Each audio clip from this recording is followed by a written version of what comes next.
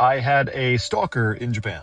I was 21 and I was attending a Japanese immersion program in Osaka. As part of my immersion program, I was in a homestay, and my room was on the first floor where the rest of the family stayed on the second floor. In Japan, they tell you not to have a room on the first floor because somebody could just come right in. Maybe 5 or 10 times I'd found evidence that somebody had been in my room, like things were out of place or the door was open when I had left it shut. And I just assumed it was the homestay mom coming in to tidy up or make sure I wasn't doing anything bad, like drinking or something. But then one time my iPod, this was the era of iPods, just to tell you how long ago this was. My iPod was just out on the bed. And it kind of made me angry. Like, I didn't really mind if the mom was snooping because it's her house, but I thought that was just a little bit much to check up on what kind of music I'm listening to. Remember this detail. This is important later. So then there's this girl in our friend group we're going to call Fiona. And Fiona was an interesting character. She was generally well-liked, but kind of thought of as a little bit of a goofball. She was kind of goth. She had skin-tight black jeans and black boots, and she wore a black leather jacket, and her hair was black, nails were black, and I'm this big, tall, white dude wearing pink shirts and playing basketball in flip-flops. But people in our little friend group would tease me because she always happened to be exactly where I was. If it was in the common room, at the dorms, at a karaoke place, in town, she always magically showed up exactly where I was. So even though I really, really like this other girl and I'm going on dates with her and seeing her, people are constantly teasing me that I'm dating Fiona. But I told my buddy that I thought my homestay mom was coming into my room before, and he said, wouldn't it be really funny if it was Fiona that was coming into your room? And I said, no, that's not funny at all. It's really bothering me. And so I decided to finally ask my homestay mom, did you ever come into my room? I don't mind, but I just wanted to know. And she said, no, I never go down there. I want to respect your privacy.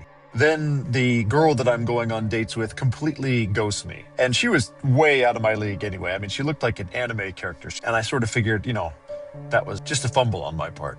But then rumor around the school is that Fiona threatened her. I still haven't put everything together. But I'm in the cafeteria. I'm eating some bamboo rice and like some chicken or whatever. And Fiona comes and sits down with me. And she says, I always see you eating that bamboo rice. I'm going to call you Little Mr. Panda. And she starts talking about music. And it's all music that she shouldn't be interested in. It's music that a big, pretentious white dude would be interested in, like De La Soul and Black Star and Mobb Deep. And everything sort of clicked into place. I'm kind of freaked out. And then she says she has to leave. She gets up and she grabs my face like this. And she says in kind of baby voice, my lovely panda. And I thought, she's going to kill me and wear my face. I'm running long on this one. There's a lot more. I'll see how this does, and we'll put up some more parts. I had a stalker in Japan. I was 21 and I was in a homestay immersion program in Osaka. There was a girl in our friend group who looked sort of like this. We're going to call her Fiona. And I had convinced myself that she'd been in my house several times. I keep freaking myself out, and every time something kind of weird happens, I think she's somehow involved. Like the family cat liked to sit in the bushes under my window. My room was on the first floor facing the street, and one night I'm in there like doing something on the computer, and the cat jumps like 3 feet in the air and bangs its head on the window and screeches, runs off. I'm like, oh my God, she's out there. And it was slowly driving me nuts because everybody I knew agreed that Fiona was crazy. But most of them liked her for that. She's so unhinged. Did you see how she flipped off that creepy European dude in the lounge? You mean that girl with the black leather jacket? Oh my God, I love her. Some of them even agree that she probably scared off a girl that I was seeing. But none of them believed that Fiona could possibly be stalking me. And she had invented a little nickname for me, Little Mr. Panda, that was catching on at school, and I fucking hated it. But I finally decided I'm going to talk to my buddy's girlfriend. She went to the same high school as Fiona, and I thought that they were not friends. Remember that because it's important for later. I think, all right, she's going to be a good neutral party to talk to. But she, looking back, gaslit the out of me. I laid everything out, and she says, what, are you in love with yourself? What's the likelier explanation? That this girl is stalking you and she broke into your room and she scared off your girlfriend, or your homestay mom is snooping in your room and didn't want to admit it and you just got dumped? And I thought maybe I am paranoid. And then we went to karaoke with a bunch of kids, and the girl that I really liked who had ghosted me before, that I thought Fiona was responsible for, is joining us. And I'm like, this is my chance, I can win her back. I'm a terrible singer. But we start to wind down, everybody's going home, and it's just me, the girl I like, my buddy, and his girlfriend who knows Fiona. And then Fiona shows up, and she tells the friend, hey, I got your message, thanks, I just got off work, I'm here. Judas. And I think this whole thing is a setup. We finish up, and my buddy and his girlfriend say they want to stick around for 30 more minutes just by themselves, you know. And I go downstairs with the girl I like, with Fiona, and we're waiting outside in front of the karaoke place, and the girl I like leaves immediately. It's just me and Fiona sitting on this like low wall. There's bushes behind us, and we're talking for a really long time. My friend's not coming. I have had very many adult beverages, so my guard is down. I'm not thinking about how creepy the situation is. And one thing led to another, and she takes my hand, she pulls me up into these bushes, and she does something to me, that I still get chills thinking what would happen if we had been caught by like a cop. She makes a little joke about Mr. Panda's bamboo shoot. I'm immediately sober, and I say, I gotta leave, sorry, I can't wait. I'm walking home doing the math in my head. The friend said that she didn't like me. Why does she do that? Does she just like to do stuff like that? If she's not a stalker, I just totally blew it with the other girl. If she is a stalker, I just basically gave her permission to make a necklace out of my fingers. I was not okay. We're running long again. I'll see how this video does, and we'll talk about when she surprised me in America. This happened not so long ago. I work nights at a service station just off the M6, somewhere in the Midlands. I'm not naming it because this is a bit sensitive. If you've ever done night shifts at motorway services, you'll know how weird they can get. Between about 2 and 5 a.m, you mostly get lorry drivers, people driving across the country, police buying coffee, pepper armies, and ginsters pasties to eat cold in their car, and the occasional family who've massively underestimated how long their journey would take. The building was never really quiet. The coster machines hissed to themselves every few minutes, and the refrigeration units hummed constantly. You got used to strange noises at the service station.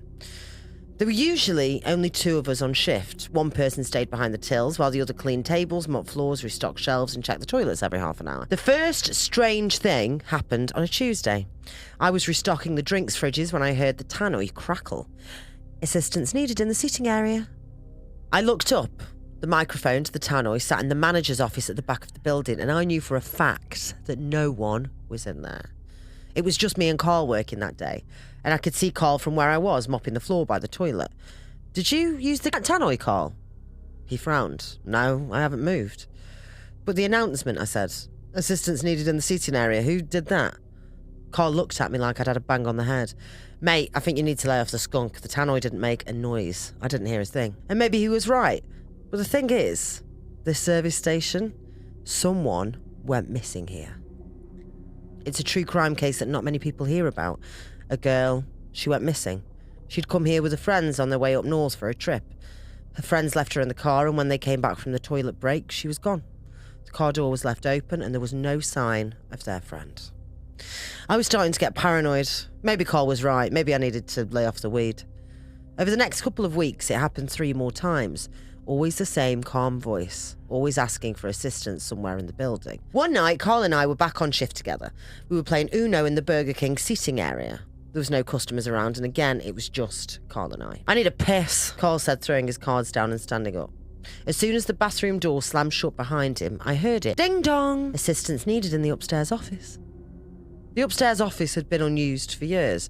Officially, it was for storage purposes only. The stairs were tucked behind a fire door near the staff corridor. Halfway up, the fluorescent tube had failed months before, leaving the landing permanently in shadow. The office itself was full of broken chairs, old promotional signs, and boxes of paperwork nobody wanted to deal with. Carl had said that he had tried to go up there once, out of curiosity, but soon came running back down when he heard footsteps. I'd suggested that it was just pigeons. Pigeons wearing boots? Carl had asked. Fair point. Ding dong. Assistance needed in the upstairs office. The tannoy again, and this time I was looking at Carl when it went off. You have to have heard it this time, right? I said, almost laughing hysterically. Carl refused again, and I started to worry that I was going crazy. The next night, just after 3, it happened again. Assistance needed in the upstairs office. I was alone. Carl had called in sick, and they hadn't managed to replace him. So when I heard that tannoy announcement, I did something really stupid. I grabbed my torch and pushed open the fire door. The stairs creaked beneath my feet, and at the top, the office door was already open. Inside were all the boxes, broken chairs and dusty shelves. Nothing else. I turned to leave, but that's when I noticed someone standing in the corner. A shadow. A young woman. Facing the wall. I froze, and slowly she turned her head towards me. It was the missing girl. I could see her face in the shadows, a grin pasted on it. I spun the flashlight beam on her, and then... nothing. She was gone. But something was in her place. Oh my God. On the floor lay Carl. I gasped because he was so obviously dead. His head caved in. I called the police immediately. The police arrived within minutes and searched the whole building. There was nobody there. No Carl, no girl, nothing. They checked the CCTV, and that's when everything got even stranger. The cameras showed me upstairs, running around the place alone. There was no sign of Carl anywhere, and the police looked at me and quietly said, "Carl? He died in a car crash 3 days ago." Carl's car had smashed into a wall, killing him outright. Carl was sober, and the only conclusion was that he'd killed himself. A few weeks later, the police called me back. During more searches of the service station, they found a hidden space behind the upstairs office wall. Inside were the remains of the missing girl and Carl's fingerprints all over her. Oh no. They were hard to get, those fingerprints. I'd spent weeks sellotaping fingerprints from his coffee cups and putting them all around the office on the girl, on her remains. I have to say, I was getting a bit freaked out hearing those tannoy announcements. I don't really believe in ghosts, but I think even Carl was starting to get suspicious, so he had to go. Finding a drug dealer willing to sell me Rohypnol wasn't difficult, nor was putting a brick on the accelerator in Carl's car and watching him explode in it as it hit a brick wall at 100 miles an hour. None of it has been difficult, really. They found the girl and someone to pin a murder on. I'll have to get another job soon. The itch is back and I need to scratch it. But not here, not again. People might start to get suspicious. Oh my God, what a horrible man. Horrible man!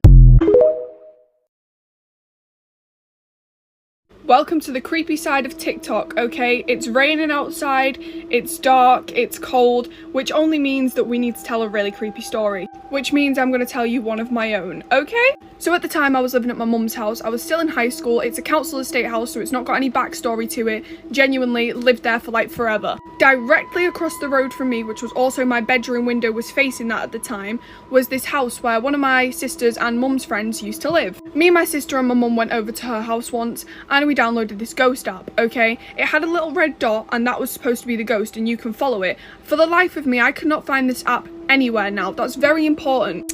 Anyways, long story short, we follow it upstairs and it goes into the baby's room. Then out of nowhere, that baby starts screaming, crying, genuinely out of nowhere. Me and my sister look in first and we both to this day still say that we saw the most terrifying thing hunched over the cot, and then it turned its head to look at us and then disappeared, gone. Me and my sister also burst into tears. Of course our parents didn't believe us, but it is what it is. They moved out, it was whatever. Round about the time of this story happening, I was 13. And for some reason, I could not sleep at night. There was something that was keeping me up 24/7. My whole body was terrified. Now, I tuck my feet at night, okay? I am not letting them monsters get to me. I have done that ever since I was a child. However, out of nowhere, I felt the need to tuck my whole body, okay? Put pillows up against my bunk bed, everything. I needed to feel secure because I couldn't sleep. My curtains were slightly open, so from my top bunk I can see through my window, and I saw this girl as what looked like she was in a wedding dress, stood on the front step of that house. Genuinely, I was like, what the actual fuck is that? Don't want to know, went to sleep. The next day nothing happened, and then over the course of days she'd gradually get closer. At one point she was on their side of the road facing my window, at the next point she was on my side of the road facing my window, and then she disappeared. This is where shit gets terrifying, okay? Me and my mum had an argument and she took my light bulb as a punishment. So me being me decided, you know what, if you're going to do that, I'm going to sleep on the landing. So that's exactly what I did. At about 4 in the morning, it was really uncomfortable because we didn't even have any carpet on the landing. It wasn't like laminate flooring, it was just the wood of what the house had been built on. So I crawled my way back into my bedroom. I wish I never did. As I was crawling into my bedroom, I looked down to the floor and saw my sister's head on the floor. My sister was not in the room, okay? I look up to the top of my wardrobe to see the woman that I had seen across the road sat on my wardrobe in this position with like her hands between her legs staring at me. I ran out of there, woke my mum up, my mum went in, there was nothing there. She gave me my light bulb back, so I started trying to check for things that I could maybe, like my eyes were playing tricks on me, things like that, nothing. There was nothing on top of my wardrobe and nothing on the floor that could have been that. So obviously I then had an irrational fear of my curtains being slightly open or my wardrobe. I was scared of everything. The weirdest part is she never came back. I never saw her again. Not once in my life have I ever seen that girl again. Still to this day, I have no idea if it had any connection to the thing me and my sister saw when we were very young. I have no idea if it was just because that house was haunted, who this girl was, why she decided to come to my house. Like, was it because I saw this bitch? What? The only theory I can come up with was that bitch wanted to scare me, and she did, and then she felt no reason to stay anymore. But yeah, that's my creepy story of today. So if anyone can debunk this and tell me what was going on, I'd love to know because it still kind of scares me a little. Anyways, as always, I love you. Thanks for watching. Bye. Evan was known as a happy-go-lucky person, the life of the party, and pretty much would do any dare. And at the time, he was 22 years old, he was unemployed and kind of bouncing around between jobs, would do anything for cash. In the last year, he had made over $200 doing these little stunts at parties. That confidence and desperation combined with a complete lack of self-preservation made him a fixture at parties where bored young people gathered to watch someone humiliate themselves for entertainment. This night was no different. They get their food, he's wolfing it down, barely chewing, and washing it down with alcohol. So late in the evening, one of his so-called friends betted him $50 he couldn't finish 3 massive burritos under 5 minutes, and Evan took that bet. Each of these burritos weighed 2 pounds apiece. That's a big-ass burrito that were stuffed with beans, rice, and meat. Evan had already been drinking throughout the evening, and he was intoxicated, so a couple of people at the party were concerned that these burritos being so big and dry that something would happen. But Evan dismissed their concerns and said he had this. People began to grab their phones and record him. Evan took his big first bite out of that burrito and started wolfing it down. He attacked the food with aggressive bites, barely chewing, washing massive mouthfuls down with gulps of beer. His cheeks were bulging grotesquely as he forced the food in before swallowing it completely. They're cheering him on, words of encouragement, and Evan gags a couple of times while trying to get the first burrito down, but he does get it down. By the second burrito, his pace had slowed noticeably. He was sweating. His face flushed red from exertion and alcohol. Friends later admitted they noticed him struggling, but assumed he would stop if it became too dangerous. Several people laughed initially, thinking it was part of the performance. Evan stumbled forward and collapsed face first onto the grass, his body rigid. As critical seconds ticked by with no oxygen going into his body to his brain, his lips and skin began to turn blue. Over 60 seconds had passed by before anyone realized it wasn't a joke, and 90 seconds in, someone finally called 911. But finally, a minute in, someone jumps in to help, and they roll him over, and his eyes are wide open like terrified, and he's gasping for air but can't get no air in. After more than a minute of complete oxygen deprivation, his body began to convulse. The one partygoer jumps in, picks him up, and attempts to do the Heimlich maneuver on Evan, but this guy is doing it the wrong way. He puts his arms around Evan's rib cage instead of around his abdominal area and begins squeezing Evan's ribs, so he's pretty much not helping the situation. If anything, he's making it harder for Evan to breathe. The stuff in his throat did not dislodge. As he continued to not get oxygen, his body became weaker and weaker, and then the convulsions stopped and he completely went unconscious. His eyes were still wide open but unfocused. He was not moving at all. His skin had turned blue. Evan was dead. Paramedics arrived minutes later, finding Evan unresponsive with no pulse. They immediately attempted to clear his airway, removing a densely compacted food from where he'd eaten earlier, partially chewed tortilla, and meat lodged at the upper airway above the trachea. They began life-saving measures, but at that point, Evan never regained consciousness. He died. His autopsy revealed that not only did he have a high alcohol level, but he also had injuries to his esophagus and trachea. Evan's family did reach out to all the partygoers and friends that were there and asked them to please delete the videos they had of him doing this challenge and dying. And here's the sickest part of all. A couple of days after Evan died, an unknown person left $50 on his parents' front porch. I mean, can you believe that? And nobody, not even his friends from the party, attended Evan's funeral. His so-called friends who claim, oh, that's my homie, that's my girl, that's my bestie. No, they're not. When shit goes down, they're gonna run with their tail between their legs and protect themselves, not you. I want to give a warning to those of you who are high-strung, like to get attention, doing these crazy challenges like racing, playing chicken, gorge eating. You know, when you put your life in danger, danger, you could die from it. Don't be desperate for attention and friendship. These people are not your friends if you have to entertain them, pay them,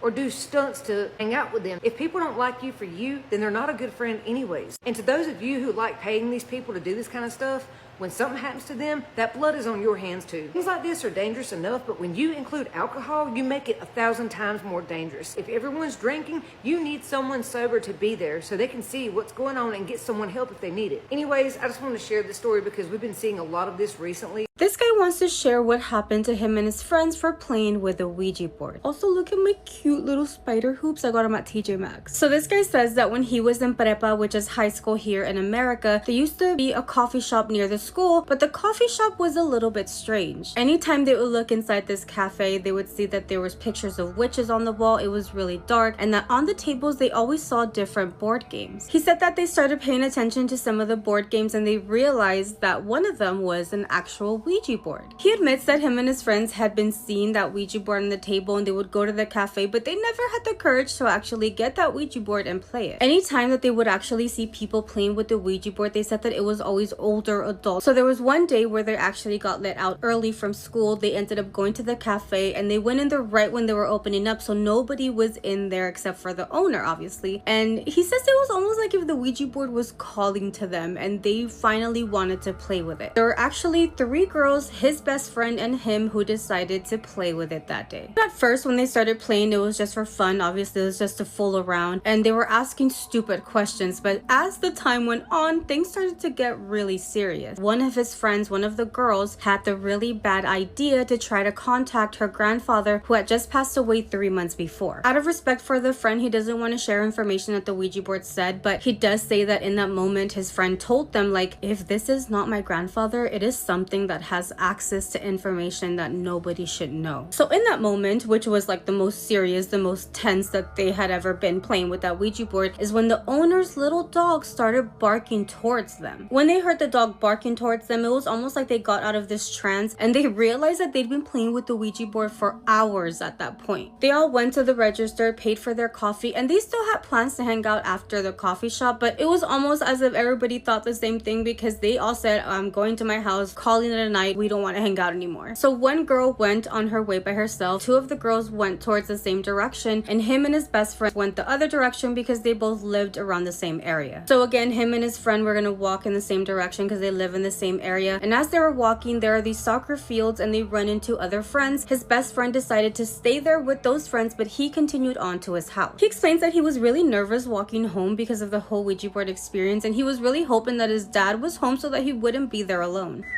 He whistled the same way he does every time he got home.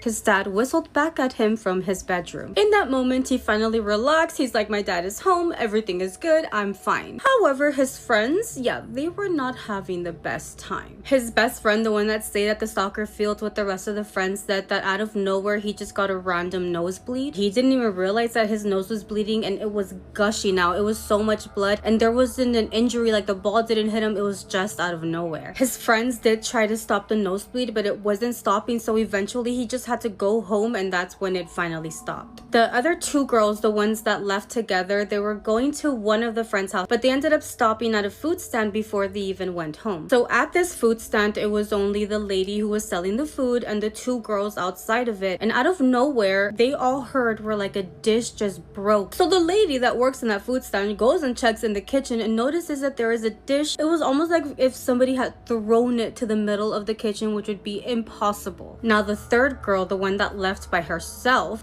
just fucking wait. She got home and her mom was looking at her like in shock, like really weirded out. The mom looks at her as she just walked into the house and tells her, didn't you just get here like 5 minutes ago? I swear you had just gotten here 5 minutes ago. I saw you take off your shoes. I saw you walk straight to your bedroom. I even heard when you moved things around in your bedroom. She tells her mom that she just got home and both of them, really concerned, walk up the stairs to her bedroom and find nobody in there. That's when that friend finally calls calls him and asks if everything was okay, and he tells her yeah, that he hadn't experienced anything weird when he got home. So he does stay a little bit worried after that conversation with his friend, but he just thought maybe it was nothing. I mean, nothing happened to him. And eventually he gets hungry. He has been in his room this entire time, so he decides he's gonna get up and go to the kitchen and make himself something to eat. So when he gets out of his room, he hears that a dad is watching TV in his own bedroom, and he goes to the kitchen. He's towards the window where you can see the front of the house, and he decides that he's gonna make himself a sandwich, and he thought to himself, maybe I should ask my dad if he wants a sandwich too. In that precise moment where he had the thought to ask his dad if he wants a sandwich too is when he hears the TV turn off in his dad's bedroom. He explains that his dad's TV is a really old TV that he refuses to get rid of, but because of that, when you turn the TV off, it makes a really loud click. For some reason, in that moment, something told him to look outside in the front of the house, and when he does, he realizes that his dad's car is not in the driveway. He got really scared because he was thinking, what if somebody stole my dad's car? Like, what is happening? I don't know what's going on. So he decided that he was gonna call his dad's phone as he's in the kitchen in hopes that he would hear it ringing from his dad's bedroom, obviously. So he calls, and he wasn't hearing the ring inside of the house. When his dad answers, you can hear a lot of people in the background, almost like if his dad was at a party. His dad immediately tells him, hey, I'm gonna be home a little bit late. Go ahead and make yourself something to eat. And he hung up the call. Him and his dad lived by themselves in this house. There was no one else living there with them. In that moment, he only thought of doing one thing.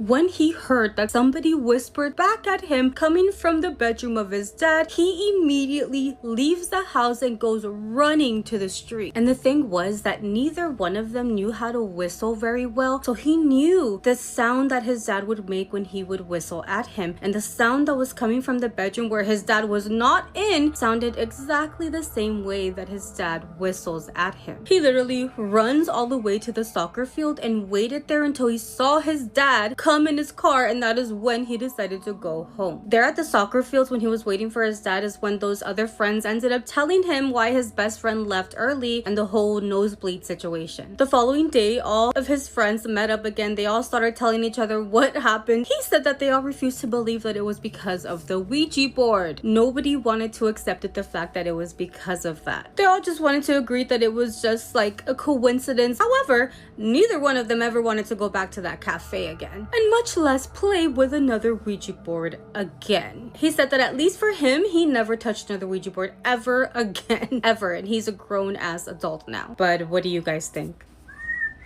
He whispered like every time he got home. He whistled just like every time he got home. His dad whistled back from his bedroom. Damn, I fucked up.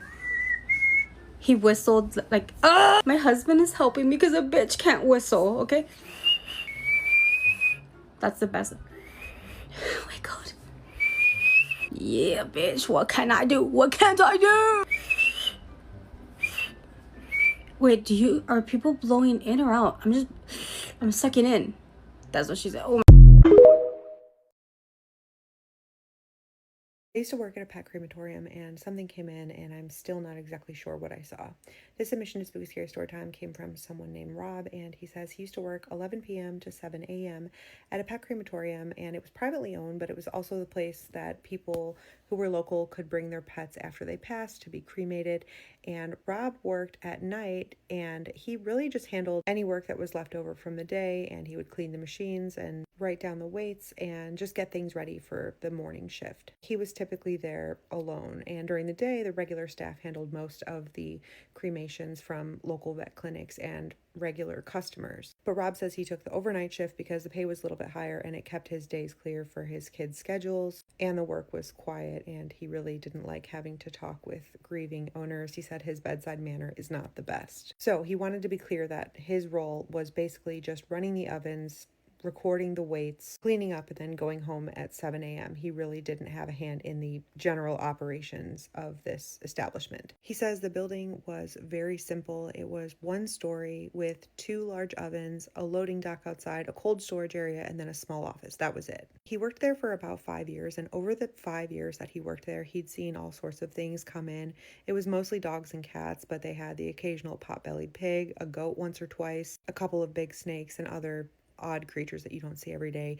But he says you basically get used to the sights and the smells, and after a while you can tell what kind of animal is in a box or the metal container because of the way that it sits and the general weight and size. But in the 4th year that he was working there, he says a new account showed up, and it was different from the normal vet clinics they worked with. It was just a company code, and he was told that all of their deliveries would come after midnight. So he was going to be handling getting those deliveries, and he was also told that these containers were to stay sealed and that they were not to retain any ashes. So he was just basically told to cremate whatever was inside the boxes. And the late deliveries themselves were not unusual, he says, because a lot of vet clinics or private contracts, like some labs, want to stay off the daytime schedule. It was also not unusual for an account to instruct to not keep any ashes. That happened fairly regularly, but what was unusual was everything else about these late night drops that started coming in from this new account. He says all of these animals showed up in heavy metal boxes that were shaped like a rectangle but about the size of a large pet carrier. Each of them had a number tag on them, and all of them showed up between 1 and 2:30 in the morning in a plain white van with no markings on the side, and the driver always signed the tablet with one initial. He never came inside, he just signed and left the boxes in the bay. Then he would drive off, and Rob was instructed basically to just write down the number on the tag, weigh the box, put it in the oven on the highest setting, and then note that no ashes were kept. And at first, Rob didn't think anything of it because, again, sometimes companies send stuff and don't want anything back. But then when he noticed that the weights were consistent between 150 and 190 pounds about, it sort of stood out to him as strange because he said a large dog will weigh between like 90 and 110 pounds. So he wasn't sure what was inside, and the boxes were warm when they arrived, not cold like the usual animals that came from a refrigerator. So then he started looking closer at the paperwork, and he noticed that the number tags didn't match any codes that they had from any of their regular clinics. And sometimes there were short notes with the boxes that didn't seem like they belonged with any pet form that he knew of. But he says one night, one of the seals on the boxes wasn't closed all the way, and when he moved it onto the scale to weigh it, the lid shifted a little and he was able to catch a glimpse inside. He says, I know what dogs, cats, and everything else looks like, but what I saw inside was none of those things. I'm going to read you exactly what he said as to how he described it. He said, the surface wasn't fur, skin, or scales. It looked smooth in some places and almost rubbery or wet in others, with a color that didn't match anything I'd ever put in the oven. Instead of a normal body shape, there were too many joints or limbs folded in on themselves in a way that doesn't make sense for any animal that I know of. Part of it had thin, irregular ridges or plates that caught the light differently from bone or hide. There was no head or face I could recognize, but a rounded end that didn't look like a snout, beak, or skull. The whole mass was packed in tightly, but the way it shifted felt heavier and denser than any animal of that size should have felt. I closed the lid right away, wrote down the weight, and burned it like I was supposed to.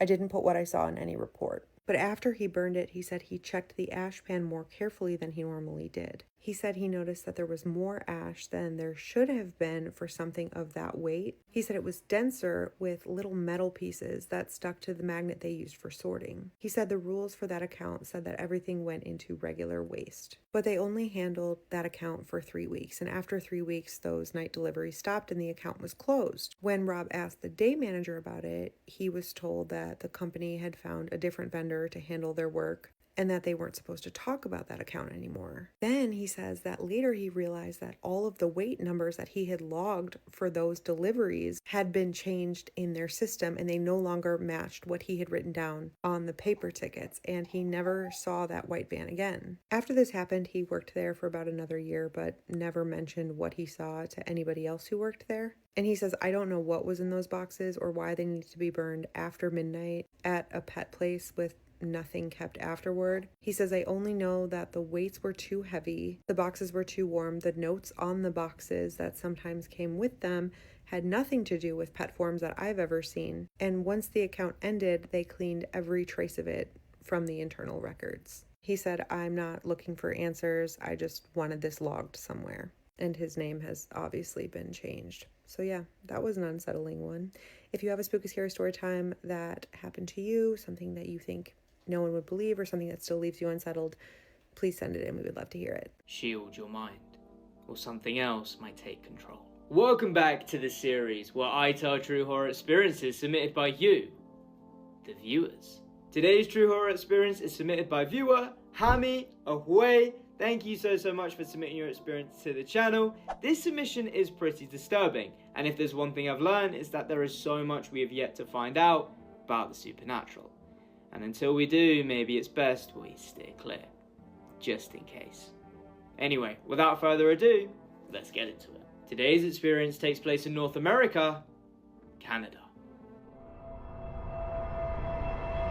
Just to be clear, this isn't my story, but rather my parents'. My mum's side of the family owned a house that was right beside the church, which we've moved from since. And from time to time, my uncles and father would hang out in its backyard, of which faced the secluded side of that said church. Well, one day they were back there, smoking cigarettes and hanging out, when they heard a rather distressing sound. A blood-curdling scream that appeared to have been coming from the church. My uncles were firm believers in the supernatural stuff, so didn't want anything to do with whatever was happening. But my father, on the other hand, well, he was stubborn and insisted that they went and checked it out. There were a couple fences separating the house from the church, hopping over a few until they reached the very last one, peeking over it very quietly and subtly. Well, the first thing that they saw were two priests. I know, not unusual considering. In fact, we knew them pretty well, and they certainly weren't the kind of people to be messing around with things like this. They were both standing in front of this car. In fact, one of them was trying to keep the door closed and clearly struggling. In fact, you could see genuine fear in his face. And the other was helping, but notably had a Bible in his other hand. And inside the car, you ask? Well, let's just say they found the source of that blood-curdling scream from before. It was a girl, but the windows were so fogged up, it was almost impossible to make out a face. My family, of course, thought they were witnessing a kidnapping right before their very eyes, shouting over and inquiring as to what was going on, to which one of the priests responded, and may I add, quite snarkily, "Go away, this doesn't concern you." It was then, to everyone's disbelief, that the girl suddenly shot upwards, slamming her face with such force against the glass that I'm shocked it didn't shatter.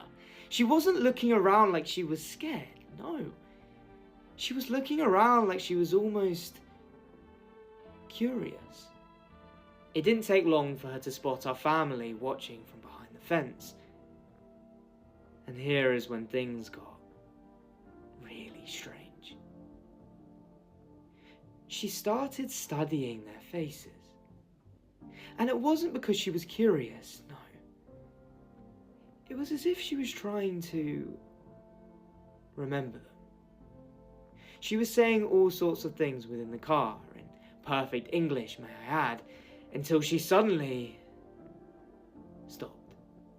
It was as if someone had just flipped a switch inside her mind, as she immediately dropped.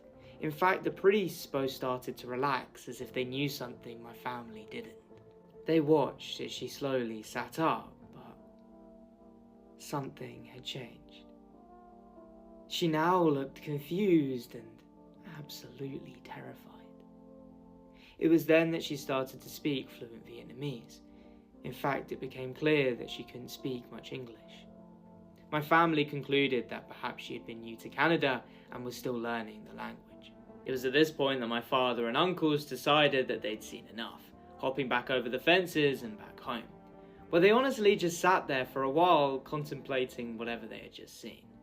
Even to this day, I don't think they quite understand what happened. I mean, it's as if there were two people within that car. One moment it was someone, and the next, somebody completely different. Well, I hope she's doing okay now.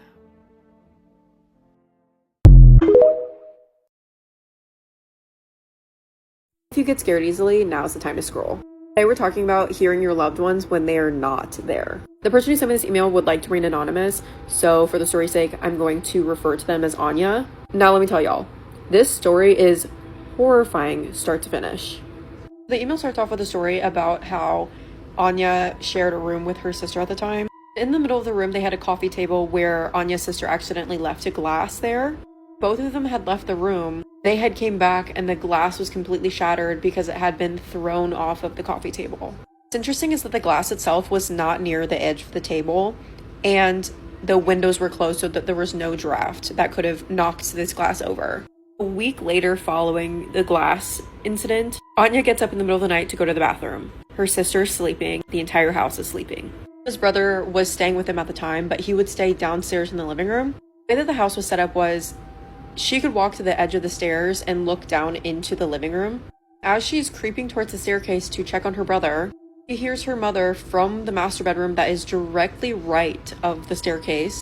"Come here, come inside." As Anya listens to the door, because obviously her parents' room is the master bedroom, she can hear her parents snoring on the other side. After that, she walks to the bathroom as normal and hears the voice again, urgently calling her to go to the bedroom.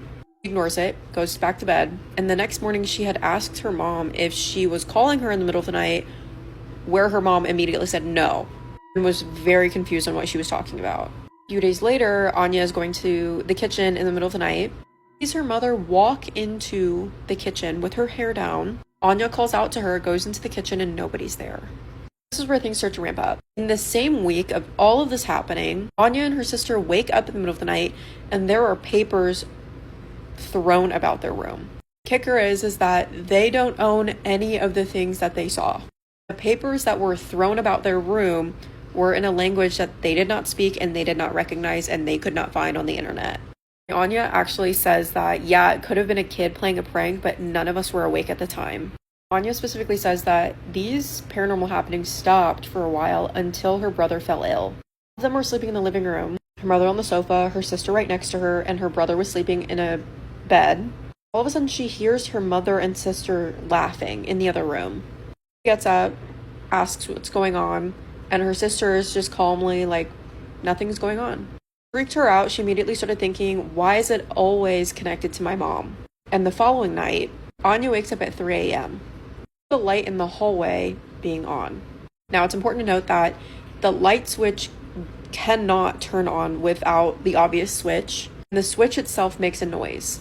It did not make a noise. It just came on. Anya pulls the blanket over her face and the lights turn off. No sound of the light switch. She can hear her mother and her sister snoring. Her brother was in the bed right next to her. Their dad was at work, so it couldn't have been him. So this light was just flashing on and off without explanation. She says that the lights were just as bright as the day they got them, so she knows the bulbs weren't going bad and the electricity has never been shut off, so there's no reason why this should be malfunctioning. Anya says that it's still on her mind on why this thing mimics her mother, why it's all connected to her mother, and how. She also is scared that something else is going to happen in the future that she's not going to be able to explain. Anyways, that's going to do it for me. Stay tuned for more ghost stories. I need you to hear this story because the ending is still something that I cannot explain. I am back with another spooky story. Somebody submitted a spooky story saying that her mother once worked as a nanny for a wealthy Haitian family. At first, everything seemed perfect. 2 good children, great house, perfect salary. But her mother quickly realized that something was wrong. So the children were terrified of their father. And they weren't allowed to talk about their biological mother, who everyone had been told was dead. There was one bedroom in the house that nobody was allowed to enter. One night, after she puts the children to bed, she hears footsteps going on upstairs, and it sounds like it's walking towards the children's bedroom. So she goes upstairs to see what's going on. When she gets upstairs, she notices that room, again, the one that nobody was allowed to enter, the door was wide open. She wasn't the one to open it. It was closed. She noticed that room was actually the children's mother's old bedroom. At this point, the boss starts flirting with the nanny, buying her perfume, complimenting her. It was clear what the boss wanted to do. Now, the person who submitted this story says her mother is not proud of this. She did sleep with the boss, but only out of survival. In reality, she hated him. She knew if she said no, her job would be in jeopardy. So after a while of this, there was a woman that used to work at the house who just quit. She was an older woman, and one day the nanny decides to pay her a visit. At that point, she had been tired of her boss's abuse. Well, she told the old lady that she wanted her get back. The old lady told her, do you want revenge or do you want to teach them a lesson? Because the spirits don't know the difference. Well, the nanny said she wanted revenge. And this is where things get crazy. Now, the person who submitted this story says her mother refused to tell her exactly what she did. However,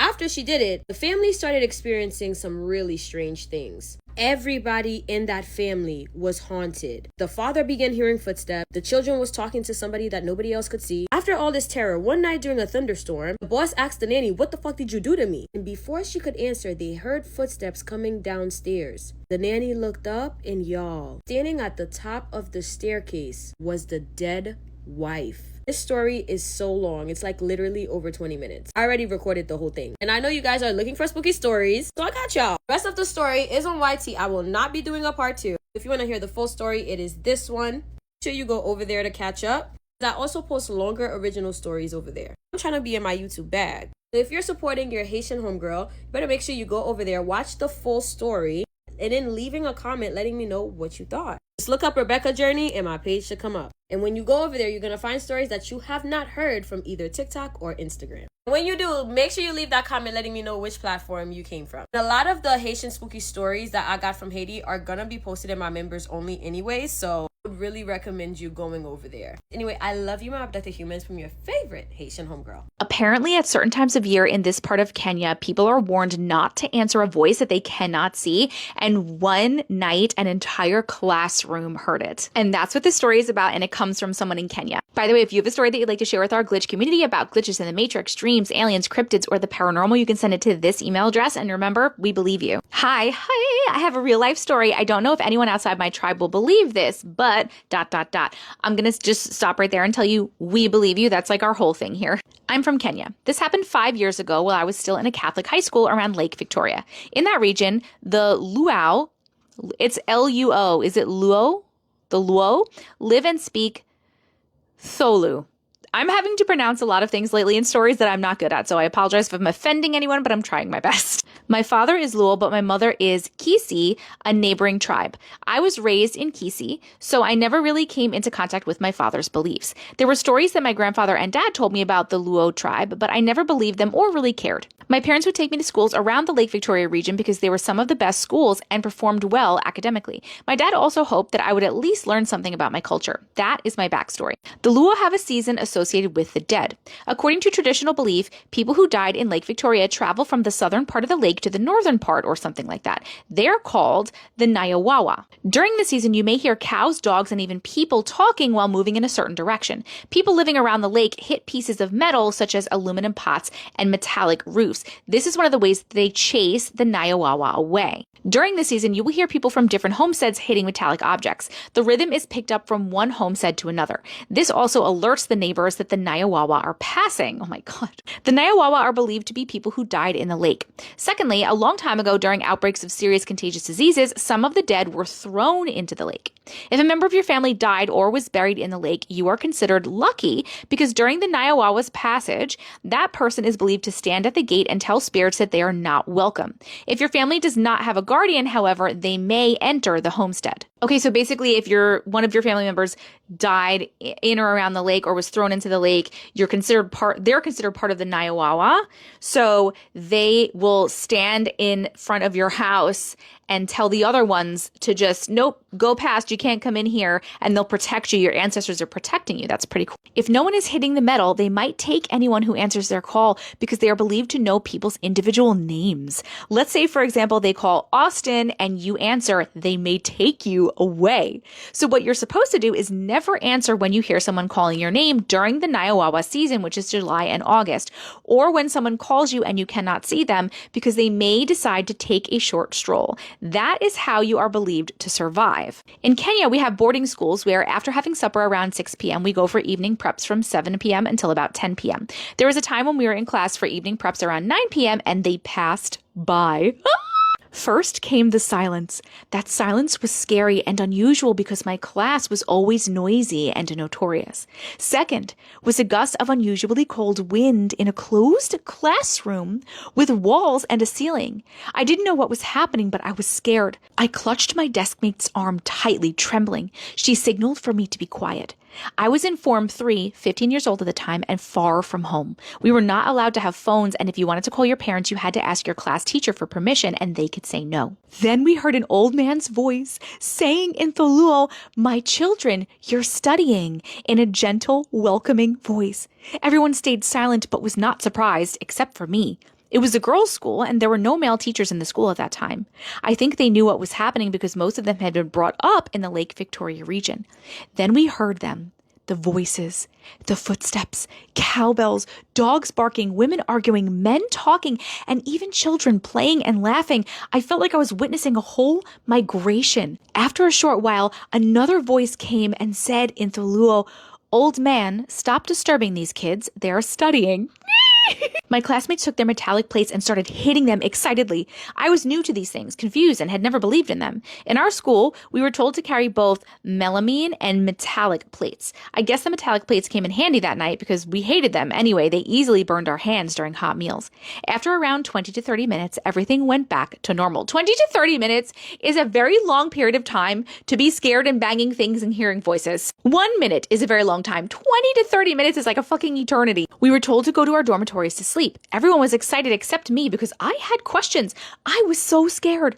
Up until this day, I still ask myself these questions. What if we had answered the old man? What would have happened to us? What if I had answered absent-mindedly?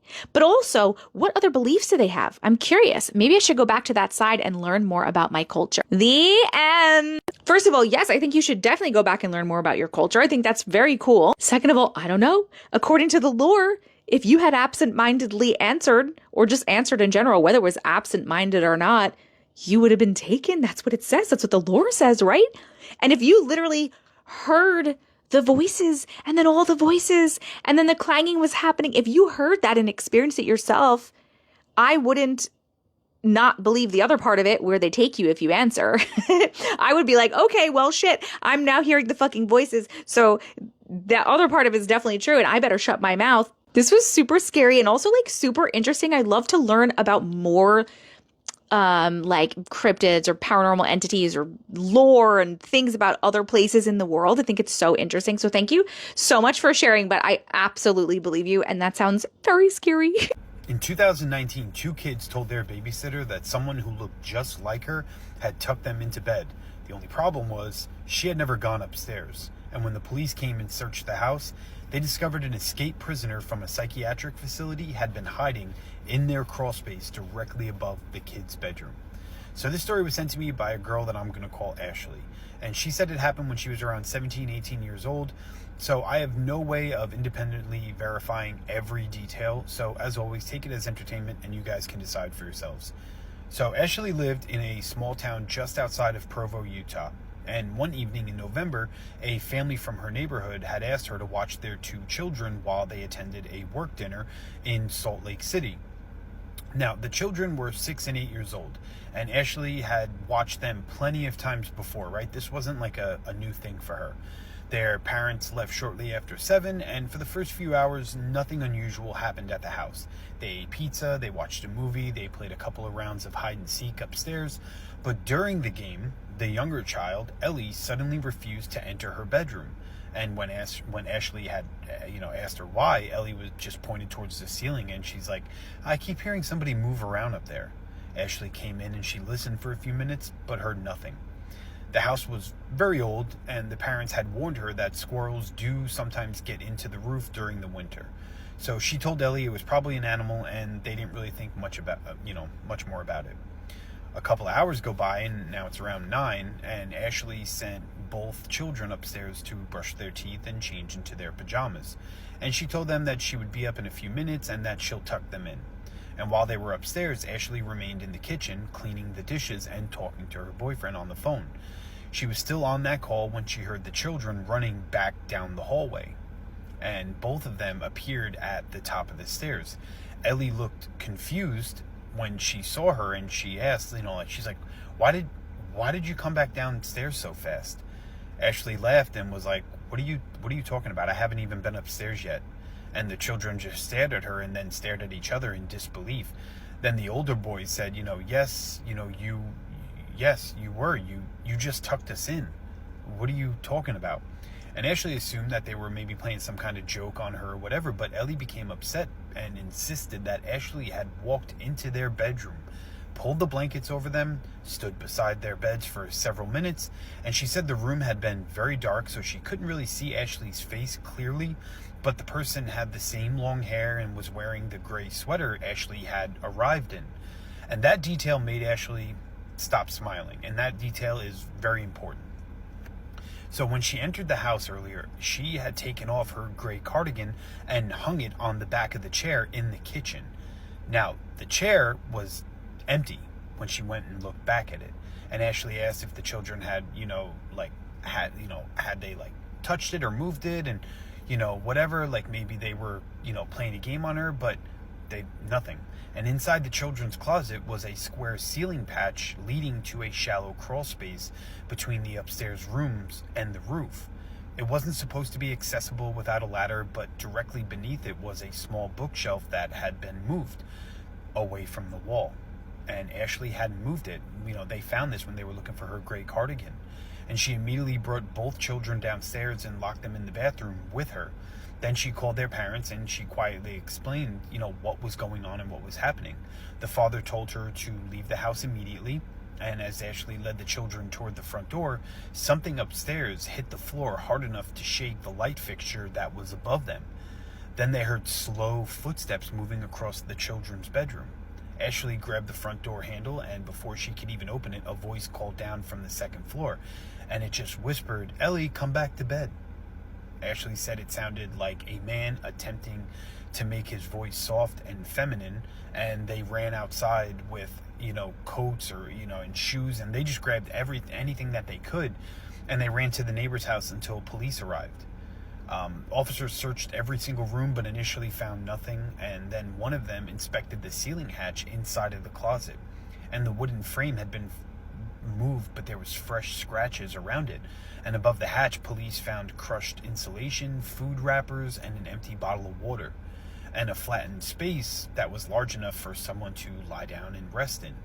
They also found Ashley's gray cardigan, and it had been cut down the back so that someone who's much larger could squeeze and fit into it. It makes me think of, fat guy in a little coat. Anyway, according to Ashley, police later learned that a prisoner had escaped during a medical transport earlier that afternoon, and he had been seen less than 2 miles from the family's neighborhood, but officers believed he had continued toward the highway. Instead, they now suspected he had entered the house through the unlocked basement window before the family ever left for the night. And that meant he had probably been inside the house the entire evening, listening to Ashley and the children, learning their names, watching how Ashley spoke to them, there while they ate, and so forth. The officers believed that, that he came down while Ashley was distracted on the phone, took her sweater from the kitchen, and entered the children's dark bedroom pretending to be her. But there was one detail that never made any sense. Police searched that crawl space very thoroughly, and they found where the prisoner had been hiding, but there was no second exit. The only way down was through the hatch and into the children's closet. And Ashley had been watching the staircase from the moment that she heard the footsteps until the time that the police arrived. And the man was eventually captured the following morning inside of a tool shed that was several streets away. Now, fibers from the family's attic insulation were reportedly found on his clothing, but he refused to explain how he escaped the house without anyone seeing him. And years later, Ashley asked Ellie what she remembered about the person who tucked her into bed. And Ellie just said that she remembered pretending to be asleep because she knew that it wasn't Ashley. Even though she couldn't really see, she just knew that it wasn't her. And when Ashley asked her how she knew that, Ellie told her something that she had never mentioned to the police or anybody prior to that. And she said that the person leaned down beside her bed and he whispered, or they whispered, whoever, "Don't look at me. And if you look at me, your babysitter downstairs is going to disappear." And that was it. So she just played to his game and just waited it out. Now, again, I have no way to verify this. I tried to look up news reports about this in that area. I didn't find anything. So if you are from that area and you know about this, please comment or just let me know in the comments if you've heard a similar story. Okay, so I have no idea what exactly it was that we saw that night. My friends and I go camping a lot, and our favorite place is the Red River Gorge here in eastern Kentucky. It's the closest place to where I live where you can see the Milky Way pretty much every single night. Our first experiences night hiking, we would go to trails that we knew well and were frequently used during the day. Ones with lots of fences and gazebo resting places like the Natural Bridge, which is like a 2 to 4 mile hike uphill just depending on your starting point. Hiking on this trail at night is not allowed, but it's the woods and I've never been one to care much about closing times for the literal outside. This night was weird to begin with. Almost as soon as we got going on the hike, the clouds started taking over and we started to get the impression that we were going stargazing at pretty much nothing. But we went anyways just in case it cleared out by the time we got up to the top because you just never know with Kentucky weather. In the beginning, it was just the normal paranoia that was keeping us so stressed and quiet. You know you've reached the bottom of the bridge when you see a giant wall of limestone. It's after hours at this point, so no skylift rides have gone on for hours. And the Rangers had already done their sweep and left right before we got out of the car and headed up. I guess I have to make these points because this is what I was thinking to myself when, like, out of nowhere, a girl appeared with a headlamp. And she begins to walk down the trail that we're looking out at. She was in a sundress and flip-flops. And while this is a fairly easy hike, it wouldn't be easy with no water or no real shoes, especially after dark. Her light was bright, and when she reached to where the trail turned down to where we were sitting, she just stopped.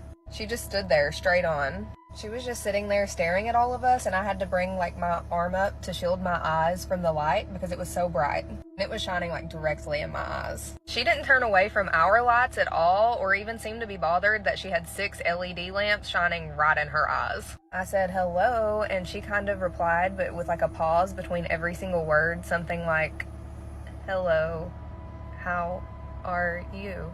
I said, "I'm good, how are you?" And she took even longer pauses and she was like, "Oh, I'm fine." She then just stood there with her hands to her side and just staring at us. Her light made it impossible to see her face, and I had my hand up the entire time because her light was just so bright. Until finally she just turned and slowly walked down the trail part that we had just came up from. She got to a part where the trail like turned and we could see her light like just stopped there for a minute until she turned and the light faded out of sight.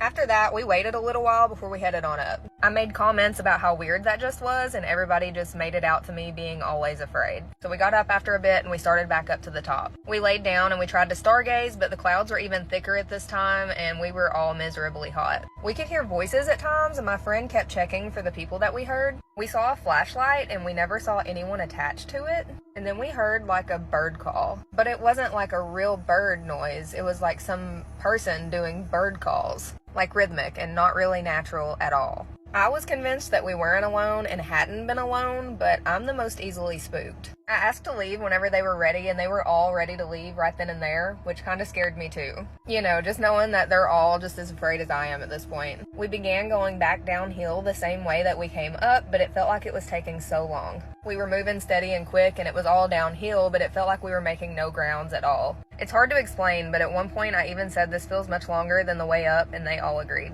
Okay, so now we're walking in like a semi-flattish area, at least compared to the downhill that we had been doing. The handrail or the wooden fence or whatever it is all on the left side of us. We're all walking in a row when all of a sudden my friend says, "What's that?" But the question was more of like an alert, so I moved my headlamp in that direction and I don't see anything at first. At the same time, all 6 of our lights start to shine and like reflect off of a light gray creature. It's bent in a crouching position, sitting on its right leg, and it starts to turn towards us. It starts to stand up, but my mind is like racing at this point. It almost looks human, but it's too big. It's tall and thin, and it was so light gray that it was almost white, and its skin almost resembled dolphin skin.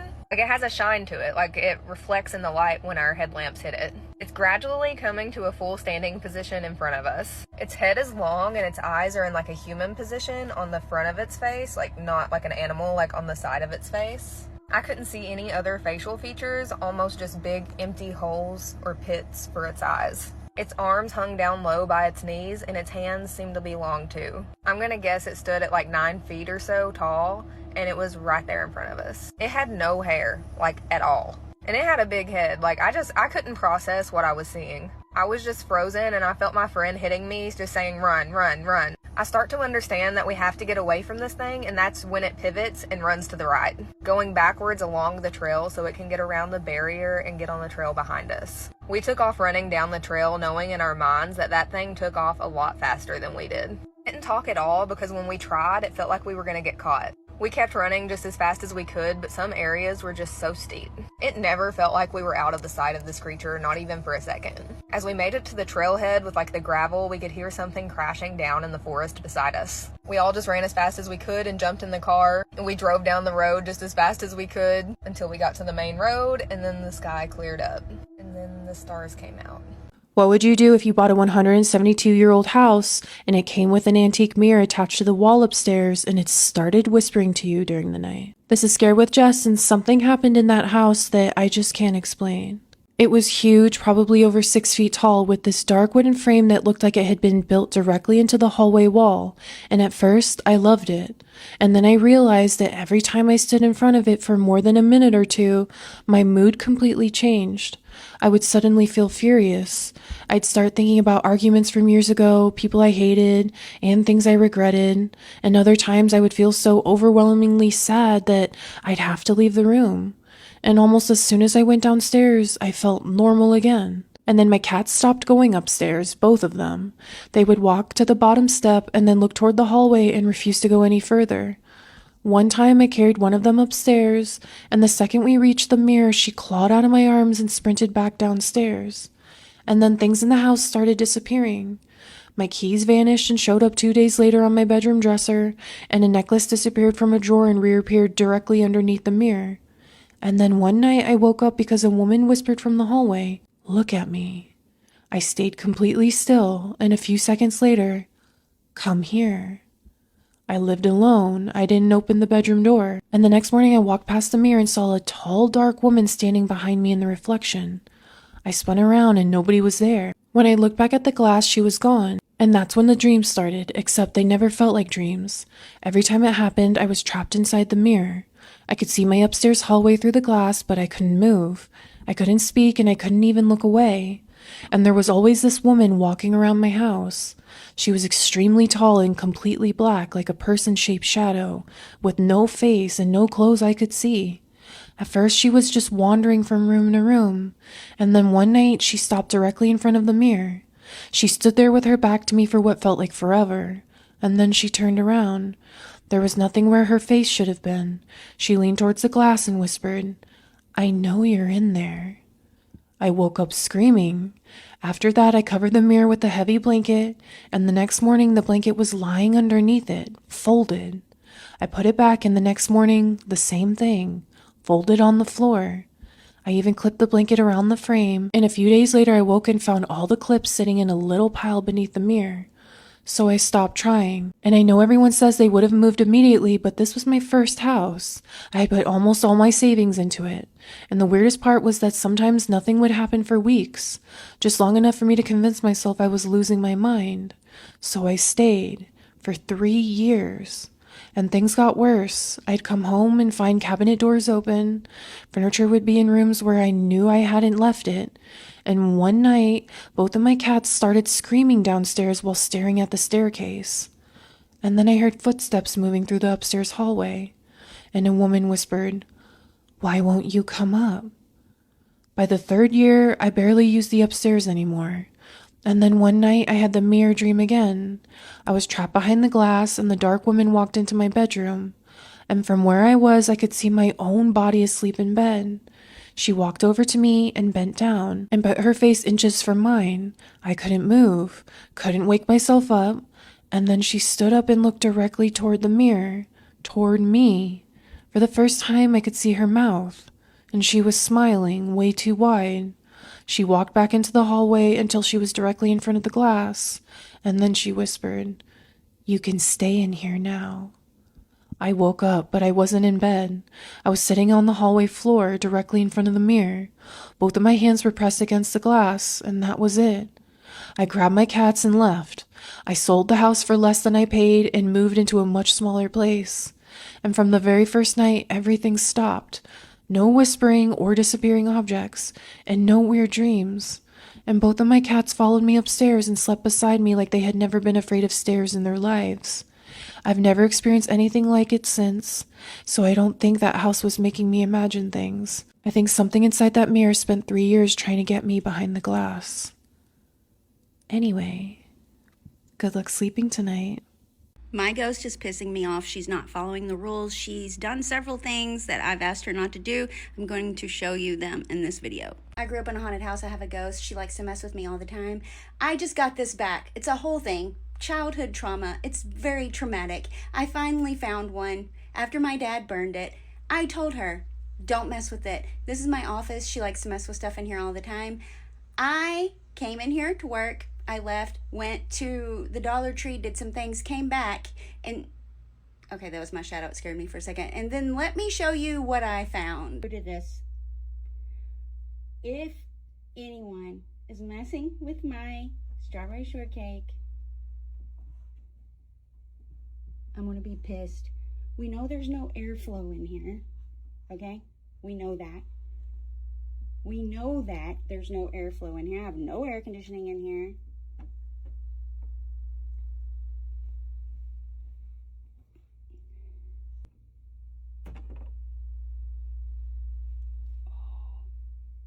If a ghost is messing with this, I'm going to be super pissed. Plus, knock that candle out. It's down here on the ground. And my strawberry candles, she did this. And from this angle, it doesn't look bad. But let me show you what it looks like from the front. Looks like this, which you think, okay, maybe they just fell over. But why? They never have before. And they're waxed in. Look. I can't even get it out. There's wax, like candle shit that like you put on there to make them stand like that. They don't fall over. She pushed them. She pushed them over. She's starting to piss me off. None of that was like that before I left to go to the Dollar Tree, and I come back and I found it all like that. So yeah, I'm pissed, and I've moved out of my office for the time being. Have you ever had a haunting in your home so terrifying that the priest that you asked to come bless the house came over, took one look at the house, got back in his car, and backed right out of the driveway, never to be seen or heard from again? But before this happened, things inside this 1800s train depot had gotten so bad that she was questioning her own sanity. Trinity has some of the craziest paranormal stories about her life, and this is one that she told me that has just never sat right. And this all started when she was pregnant and moved into what once was an 1800s train depot. This train depot had been renovated into 2 apartments. At the time, I was pregnant with my daughter, Arya. We were the only people living there because the other side of the building was still being renovated. And almost immediately, things started happening. If you've ever seen those paranormal movies where the cabinet doors open on their own and things fly across the room, that's basically what I was living through. Cabinet doors would open, things would move, our trash can would get tipped over, and every time it happened, I would tell my husband at the time, but he made me feel like I was crazy. It started affecting me so badly that I began questioning my own sanity. I wondered if I was experiencing some kind of prenatal depression or even psychosis. I just knew that something was happening and I was terrified. One particular thing that kept happening was that I would wake up at exactly 4:30 in the morning, over and over again. I talked to my brother about it and he told me next time it happens, just put your phone on voice record and see what happens, so I did. One night, my father-in-law was staying with us. He used to drive a truck, and whenever he was in the area, he would stop by and stay with us for the weekend. That night, I woke up around 4:30 with this horrible pain in my leg. Because I was pregnant, I assumed it was just a random pregnancy cramp. I got up and started walking around the room trying to walk it off. Eventually, I got back into bed and remembered what my brother had told me. I put my phone on recording. The recording was only about 15 seconds long. I got scared and ended it because I didn't want to hear anything, and I didn't actually listen to the recording until months later. My daughter had been born and was in the NICU, and one day I was bored and going through things on my phone, and that's when I found the recording. I pressed play. The entire thing was silent. Then, right at the end, I heard this loud whispering growl. That's the only way that I can describe it. It almost sounded like a crescendo where it started and then gradually became louder before disappearing. Then there were 3 knocks. and the recording ended. I hadn't heard any of that with my own ears that night. If I had, we probably would have packed all of our stuff and left right then and there. But the recording wasn't the only thing that happened that night. The next morning, we were at a car dealership with my husband and his dad, and I was walking ahead of them when his dad suddenly looked at my leg and said, "What the hell is that on your leg?" There was a bruise on the back half of my calf. It wasn't a normal bruise, it looked like a full handprint, like you could see the fingers. I immediately told him about the pain that I'd had in my leg the night before, and then he told me something that I didn't know had happened. He said that sometime during the night he had woken up and seen a man standing in the corner of our kitchen. He was so scared that he just rolled over and went back to sleep, which I don't know how you just do that. And then months later, when I found the recording in the NICU, I listened to it and immediately thought, I'm not bringing my daughter home to this. So I went to the closest Catholic church and found a priest by the name of Father Bob. I brought him everything. I brought the picture of the bruise. I brought him the voice recording. I brought him pictures and videos that I'd taken of other things that had happened in the apartment. I showed him the trash can that had been tipped over and everything else I documented. He agreed that there was something in the apartment that needed to leave. We scheduled a day for him to come bless the apartment. It was a Wednesday around noon. By that point, Aria had been discharged from the NICU, so I was home with her. When Father Bob arrived, I went outside with my tiny newborn daughter and I watched him pull into the driveway. He looked at the building and then he pulled out and left. He just left. I was standing there with my newborn thinking, what the fuck? I couldn't understand what had happened. I called another Catholic church and explained everything, and the priest there was really nice, and he told me that I needed to call Father Bob because he was closer to me. I told him I did call Father Bob. Father Bob just abandoned me here. The priest eventually came out himself and blessed the apartment, and to this day, I have no idea what happened to Father Bob. I tried calling him multiple times afterwards, and I could never get in touch with him again. This all happened in December of 2014. We ended up moving out of the apartment a couple months later, and I tried to just close that chapter of my life, but there was one experience in that apartment that my husband actually experienced with me. My daughter was in her swing in the living room watching television. I was in the bedroom folding clothes and my husband went to the bathroom. My daughter started fussing and then I heard someone walking. I assumed my husband had gone to the living room to go check on her, so I didn't think anything of it. I just continued folding clothes. About 20 minutes later, I asked him, "What's wrong with Aria?" He looked at me and said, "I thought you went to check on her." That's when I realized we had both heard footsteps. I thought it was him, and he thought it was me. Neither of us had gone into the living room, but whatever had walked out there had somehow comforted my daughter. She had stopped crying and was completely fine. Later, I found out the history of the building. A woman who had lived there had lost her baby to SIDS, and after her baby died, she took her own life in that building. I fully believe that the footsteps we heard that night were her, and I believe she heard Aria crying and went to comfort her. After everything I experienced, I couldn't look at the paranormal the same way again. It was terrifying, but it also made me realize that there are things that we experience that we don't always have an explanation for. While the end of that story is such a comforting thought, it still makes me wonder what else was in that house that made Pastor Bob literally disappear. Because where is Pastor Bob? Have any of you guys ever had a pastor or a priest not come to your house and bless it because it was too haunted? What would happen if you responded to a mimic? Now, when we hear about these encounters with mimics, there is often this invitation to let them in, to open the door, or to follow. But what would happen if you actually did? Now, there was this girl named Jill from South Carolina. She was driving home one night at 1 a.m., coming back from work. When she goes inside her house, all the lights are off. Her mom is upstairs asleep. Well, as she walks through the living room, she hears her mother's voice say, "Hello, Jill." And she goes, "Mom, why are you up so late?" And all she hears is, "Hello, Jill." She goes, "Okay, Mom, like, why is all the lights off and why are you in the kitchen?" And she just responds, "Hello, Jill." So she was kind of freaked out. I was like, okay, is something wrong with my mom? She flips the lights on and there's no one there. And as she goes upstairs to her mom's bedroom, she sees that her door is closed. When she opens it, she sees that her mom is in bed, sound asleep. So she starts trying to rationalize, okay, maybe my mom was talking in her sleep. So she just ignores it. Well, a couple days later, she said she was sitting in her bed, in her bedroom, when she sees her mom walk by. And she says, "Hey, Mom, can you go downstairs and grab me a bag of chips?" But her mom doesn't respond. So she goes to the door, she looks out the hallway. Her mom is not there. She is not even at the house. A few days after this, she is once again in her bedroom. And she hears her mom calling for her, telling her to come downstairs. So she gets ready to go down to the hallway and she remembers, wait a second, my mom is not home. So she stays in her bedroom until her mom gets there. And finally, a couple days after this, she is coming home from a friend's house. And as she gets out of her car, she notices her mom is standing on the side of the house with her face turned. And she goes, "Mom, are you okay? Like, what are you doing outside?" And she hears, "Hello, Jill." She's like, "Mom?" And she's like, "Come with me into the woods." And she's like, what do you mean? And she goes, come with me in the backyard to the woods. And she's kind of like, that's not my mom. She runs inside the house, she closes the door, and she sees her mom is there in the kitchen. So she goes to her mom and she starts crying and she says, there's something that's following me and it's pretending to be you. And her mom's just telling her, like, you know, honey, it's okay. Like, there's nothing going on. Like, you're just stressing yourself out. It'll be okay. But she was insistent, you know, mom, something is pretending to be you. Well, many months pass and she stops having these encounters. But then one night she gets a call from her mom. And her mom is like, hey, honey, I heard you calling me to go down into the basement. But I'm in the bathroom right now. I'll be down, you know, in like 10 minutes. And she's like, no, mom, do not go down there. Do not go into the basement. That is not me. I am not at home. And her mom's like, what are you talking about? Like, are you playing jokes with me? And she's like, no, mom, I am not home. And her mom didn't believe her. She thought she was making it up. Well, a week later, she finds that her mother had passed away. And she felt like whatever was pretending to be her mother and then pretended to be her had something to do with it. And did her mom respond to this mimic? New to TikTok and scared to go live? It's way easier than you think. Tap the Go Live link below just once and wait 3 seconds to start.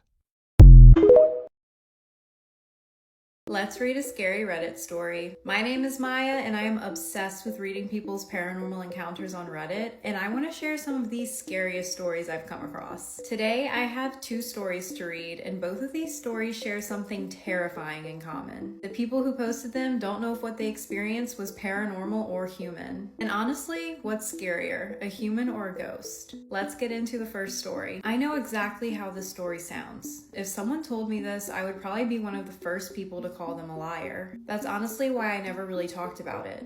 But this happened when I was about 6 years old, and I am now 20. I'm studying law at university. I am obviously much older and more rational now, and I still cannot explain what happened that night. I think about it at least once every couple of months. It is genuinely the first memory that comes to my mind whenever someone talks about paranormal experiences. You can tell me that I was 6 and my memory was unreliable, that I was dreaming, hallucinating, or that I've distorted the memory over the years. Maybe that's the explanation. I just genuinely don't know. And I don't remember ever being more terrified in my entire life than I was that night. I was staying at my grandparents' house. I was their first and only grandchild at the time, so I slept in their bed between my grandma and grandpa because there really wasn't anywhere else for me to sleep. It was probably around 1 a.m. They were both completely asleep, and I suddenly woke up.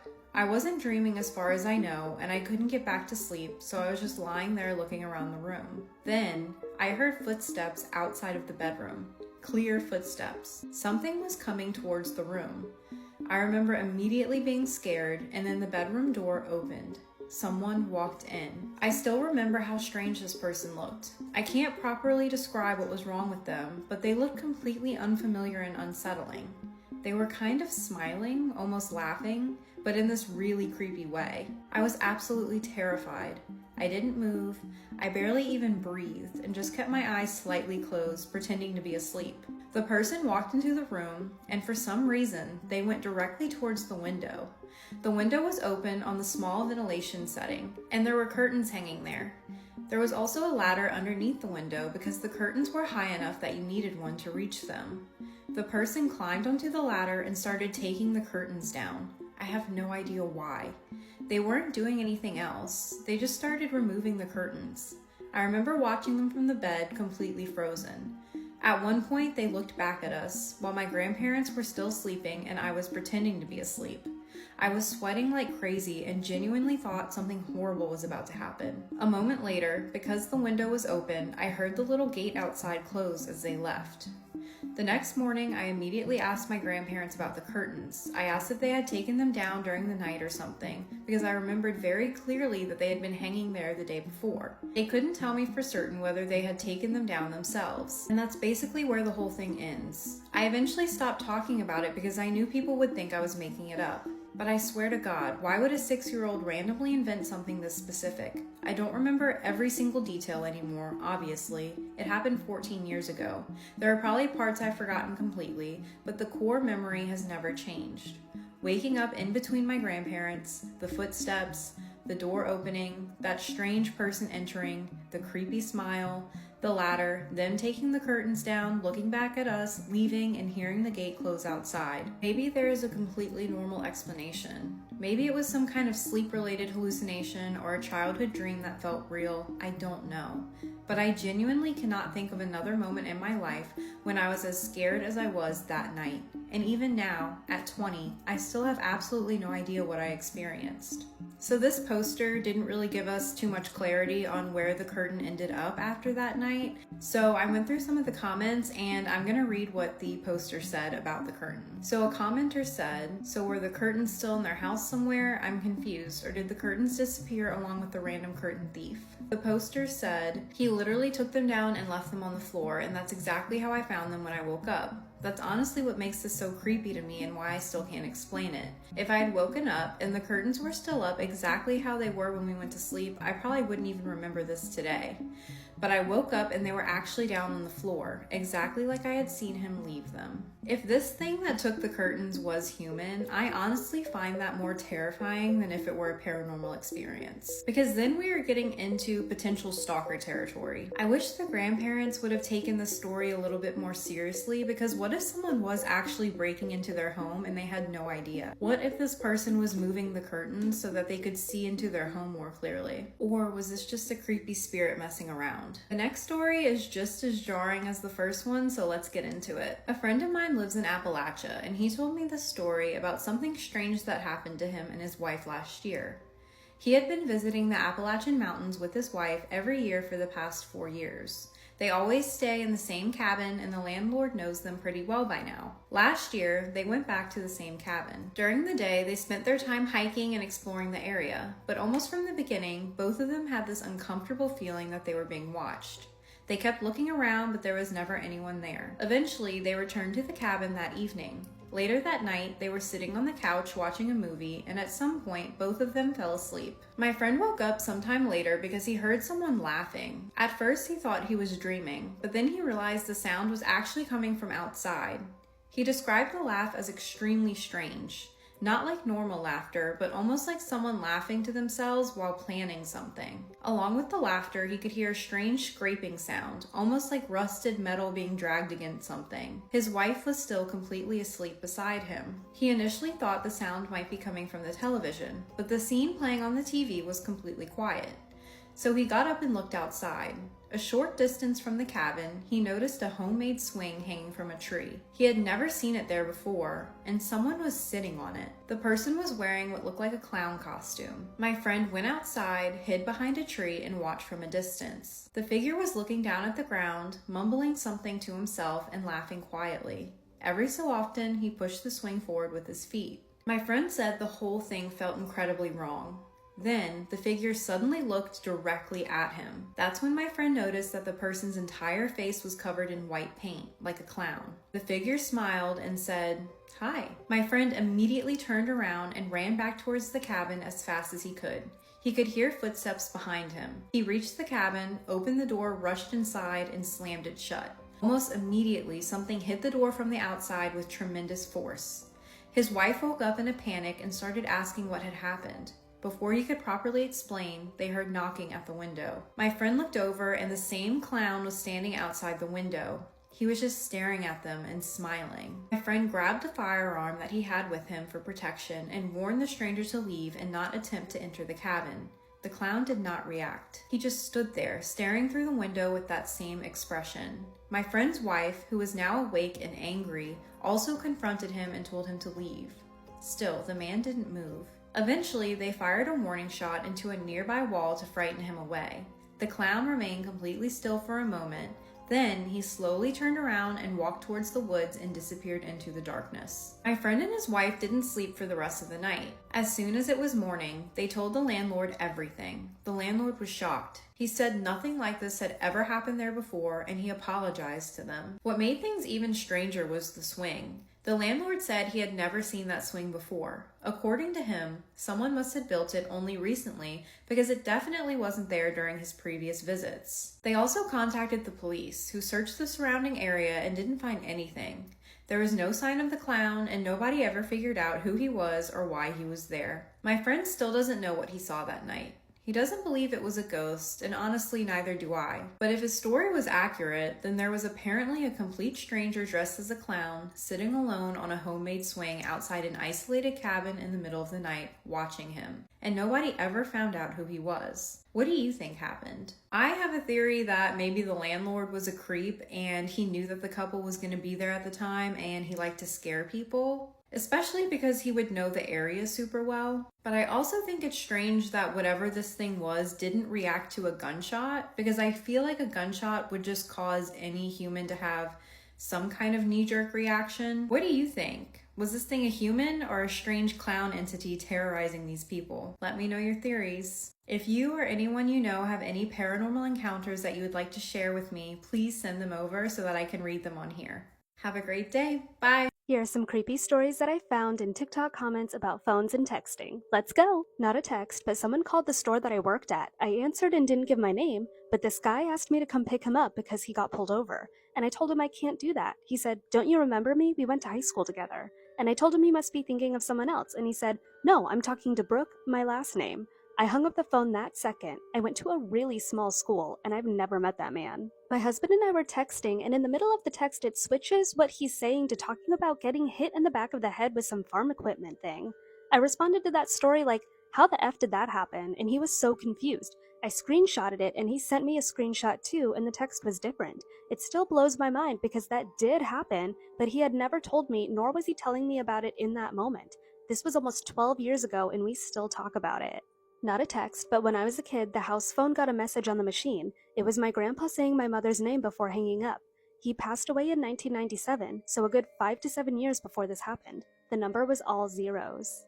As a kid, I heard a phone ringing outside of my house one night near the front porch under the window. There's bushes there and it's far from the street.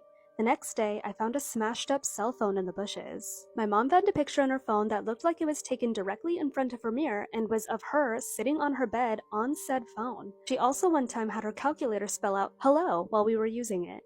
After my grandma died, I was baking cookies and walked over to my phone and there was a text to myself that said, "Yum."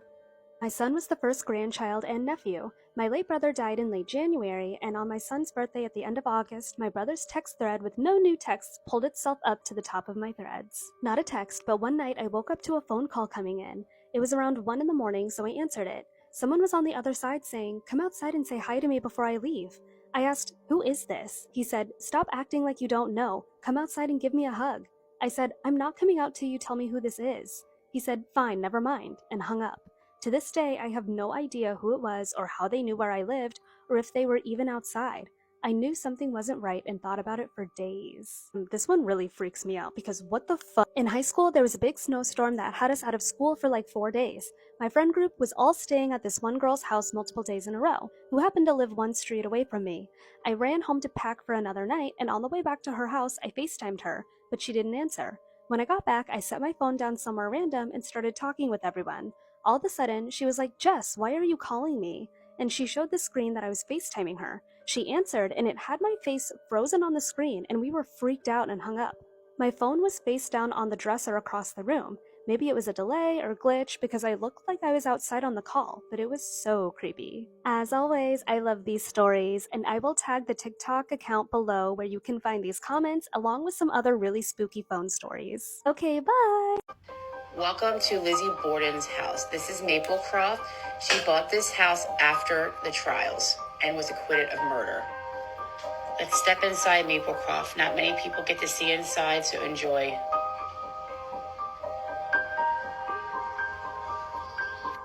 Lizzie Borden changed her name to Lizbeth to try to get the town to like her again and get a new image, but it really didn't work. She moved into this house with her sister Emma. They lived here for about 12 to 13 years, and Emma moved out because of all the partying Lizbeth was doing in this house and didn't like it. It was a rumor that they had a big fight over a boyfriend that Lizzie had, but there was no documents of any boyfriend that Lizzie ever had or any man ever living in this house. So nobody's unsure why they stopped talking and they took it to their death. Lizbeth died when she was 66 of pneumonia in the parlor of this house. They did have the wake in the house, but only few people attended. The staff actually didn't tell anybody that Lizbeth died until days after. The same day as Elizabeth's death, Emma fell and broke her hip. She got very sick after that and died. She died 9 days after. What an eerie coincidence that both sisters died within 9 days. Maybe Lizzie was thinking, if I go, so do you. Nobody's going to talk about these murders after I die. It is believed Lizzie's spirit is in Maplecroft. She loved this house so much, and she actually has a couple other spirits with her. But her bread and breakfast, where the murders took place, they say the stepmother and father are also there with children. So these two women occupy both of these homes, the home where the murders took place and this one. I see Lizzie walking down the stairs holding her stomach.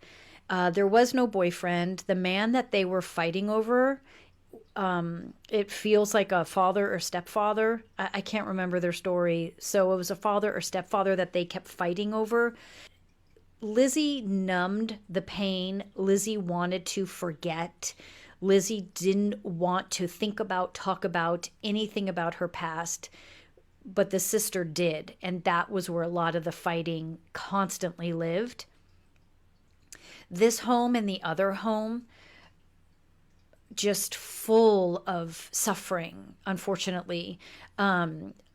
Lizzie and the sister seem to be stuck. And I think I've talked about this before, and they just are not ready to let go or not ready to move on. They're so used to living with a darkness, a dark secret, obviously. They're so used to living with that they cannot let go so they can move to the other side.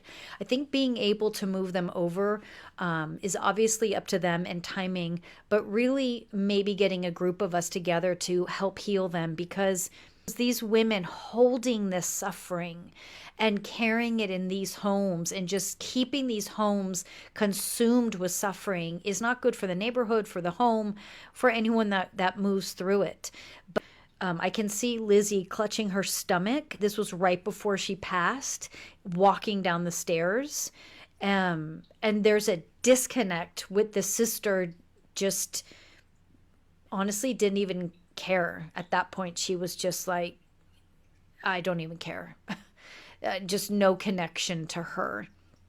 But absolutely, their energies are in both those homes. Katie, people don't talk about La Sirène while they're on the beach, and it's for obvious reasons. I am back with another spooky story. As you guys know, I just came back from Haiti, and this is one of the stories that I got while I was out there. On an excursion, and obviously one of my goals was getting some spooky stories to bring back for y'all. We were on a boat going to another beach, and I remembered La Sirène, so I decided to ask people around me for some spooky stories. And people looked visibly uncomfortable with me just even saying the name. And it quickly turned into, no, absolutely not. We don't talk about Bruno, no.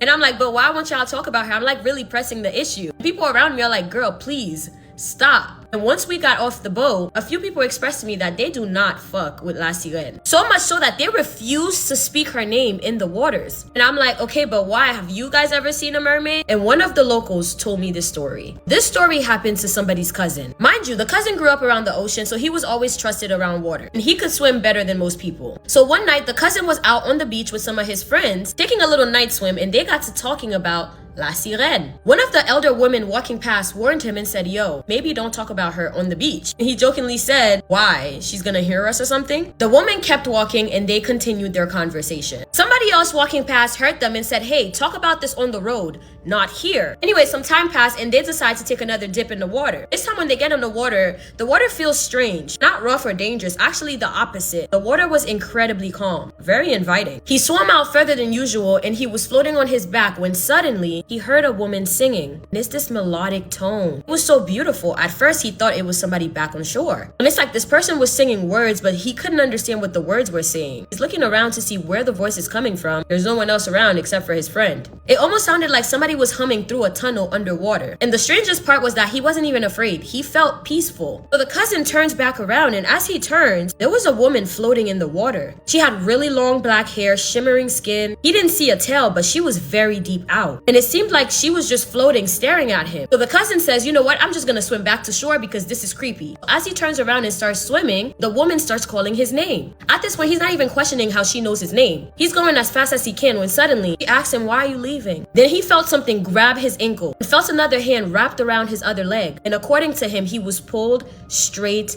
down. And underneath the water, he saw crazy things. Shadows, there were lights down there, shadows that kind of looked like other people. He understood that she wanted him to follow her, but he wasn't going down without a fight. Well, he starts tussling with the creature underwater. The cousin said the only thing that might have saved him was his loa, because somewhere in that fight, he completely blacked out, woke up on shore to his friend trying to get water out of his lungs. He says the whole thing must have lasted 2 minutes in his brain, but in reality, he was under that water for closer to 7 minutes. So if people don't want to talk about mermaids while they're on the beach in Haiti, remember this story. Your favorite Haitian homegirl. Want to get creeped out? A few years ago, I had something crazy happen to me, and I actually don't normally talk about it because it's embarrassing, number one, and number two, I know that I sound literally off my rocker. You don't have to believe me. I don't judge you for not believing me, okay? But this is what happened. I was staying with my friends in Indiana. I'm from Winnipeg, Manitoba, Canada. I was staying in the States, and this house in particular that I was staying in was haunted, I believe. I'm a healthy skeptic, but there were some really weird things that happened in this house. At the time, my grandfather was going to pass away soon, and I knew this. I was in my room, sitting on my bed, writing notes for an upcoming podcast episode, when I heard a knock at my door. And I said, come in, and no one came in. So I'm like, and I say it, like, come in. I think it's one of my friends. No one comes in, so I go out, and my friend Amelia's in the kitchen, and I'm like, Amelia, did you knock on my door? And she's like, no. And I'm like, did Fen knock on my door? My other friend. She's like, no, Fen is in the shower. I'm like, okay, what the hell? Like, I definitely heard a knock on my door. Later that night, my friends want to use the Ouija board, and I decide not to participate. Not because I'm afraid of the Ouija board, because I'm not, but I was just feeling a little sad and just didn't feel energetically like I wanted to participate. So I didn't. So a Ouija board was used that night. Okay. Later that night, everyone is in bed asleep, and I am up because I am always up late, and I'm editing on my computer, and I have to go to the bathroom. So I go into the bathroom, pull down my pantaloons, go to sit on the toilet, and just as I am about to sit down, I cough, and something comes out of my mouth.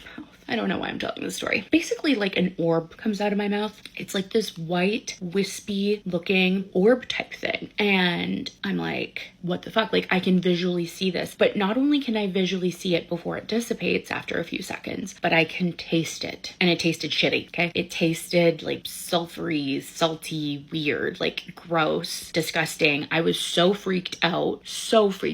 Genuinely was like sending my friends voice memos being like, I'm scared, like genuinely, what the fuck? Did a part of my soul just leave? Did something just come out of my body? Like, what the fuck happened? Later that night, I do find out that my grandfather passed away hours earlier. Do I think that has anything to do with it? I don't know. I was in the bathroom, so really weird timing. I genuinely just sound like a liar, but this happened to me, and I don't know. You know, one day there might be like this scientific explanation of what the fuck came out of my mouth. Like, maybe it's something super logical and not crazy, or maybe it's something weird and paranormal. I don't know. It was crazy. Fucking happened to me. Anyway, guys, again, I know I sound fucking crazy, okay? So you don't have to tell me, and it's okay if you don't believe me, but if you do believe me, thank you, because what the fuck? This story is so creepy and shows just how close to danger we can be without even knowing it. Welcome to the Creepy Cozy Cottage, where creepy and cozy meet, so grab a plushie and get cozy. About 7 years ago, I was still drinking. I've been sober for 3 years now, and honestly, this experience is one of the reasons I decided I never want to drink like that again. I met this guy online. He asked if I wanted to meet him, and stupidly, I agreed. It was about an hour's travel from my hometown, and at that time, I thought, sure, why not? So I went. When I met him, I realized he had actually catfished me. He wasn't the person he had made himself out to be online. For some reason, I wasn't even that bothered by it. I figured I had already traveled all that way, so I'd just hang out with him and then go home. We drank together, and later he suggested going on a hike. I agreed. We kept drinking. It was vodka, and I got very drunk. Eventually, night came and I couldn't safely travel home anymore, so I ended up staying at a hotel. He left, saying something about his wife needing him to come home. I passed out. The next morning I woke up, took a shower, and went home. I didn't talk to him for about 3 days. Then he messaged me. He told me that when he suggested the hike, he had actually been planning to unalive me there and steal everything I had. He said he had done things like that before and it was something he enjoyed. Then he told me the only reason I was alive was because he had been impressed by me and enjoyed my, quote, lively attitude. He said I reminded him of his dead mother. Then he blocked me and deleted his profile, just like that. I never told anyone what happened. For years, I kept thinking about the fact that I had been sitting there drinking with someone who had apparently already decided how he was going to unalive me. I went on that hike with him completely unaware. I slept in a hotel that night, thinking I'd simply gotten too drunk to travel. The next morning, I went home, alive. And I only found out afterwards how differently that entire situation could have ended. I don't know whether everything he told me was true. Maybe he was lying, maybe he wanted to scare me, but I don't want to find out. That experience changed the way I look at alcohol, strangers, and my own decisions. I've been sober now for 3 years, and sometimes I still think about the fact that, according to him, I didn't save myself that night. He just decided to let me live. That is horrifying and a good reminder to never, ever, ever go anywhere with anybody that you don't know really well. It can be turned so dangerous so quickly. Just always be careful, stay safe out there. And as always, if you have any scary stories of your own you'd like me to share, just send me a DM. Want to play something scary? Have you ever played the Three Kings ritual? No? Me neither. Want to play it? To begin the game, you need a quiet room, a big quiet room. 3 chairs, 2 big mirrors, an electric fan, a candle and a lighter, an alarm clock, a fully charged cell phone, a bucket of water and a mug, a power object, I'll explain that in a minute, and a trusted helper. This one's like a whole grocery list. Each chair in this game has a different purpose. The throne is for the king, one of the chairs is for the queen, and one of them is for the fool. At 11 p.m., place the throne in the center of the room facing north. If you don't know where north is, because I don't, there's like an app you can download on your phone that tells you. Secure the queen and the fool's chair directly to the left and right of the throne, about an arm's length away.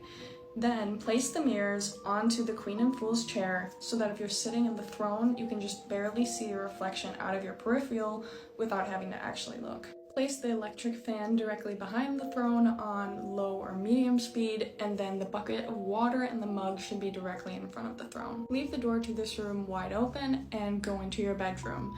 Place your candle, lighter, alarm clock, and phone on the bed next to you. Set your alarm for 3:30 a.m. and go to sleep holding your power object. Your power object is an item that is of great significance to you. So like if you had a childhood stuffed animal that's really important to you, that's your power object. Now wake up at 3:30 a.m. when your alarm goes off. Take your phone, light your candle, grab your phone and power object, and then walk into the room with the chairs. Go and sit on, don't turn on any lights either. Don't turn on any lights. Walk into that room and sit in the throne. You need to be seated by 3:33 a.m. Do not play this game if your phone isn't fully charged, the fan is off, the door is open, or your alarm went off at the wrong time.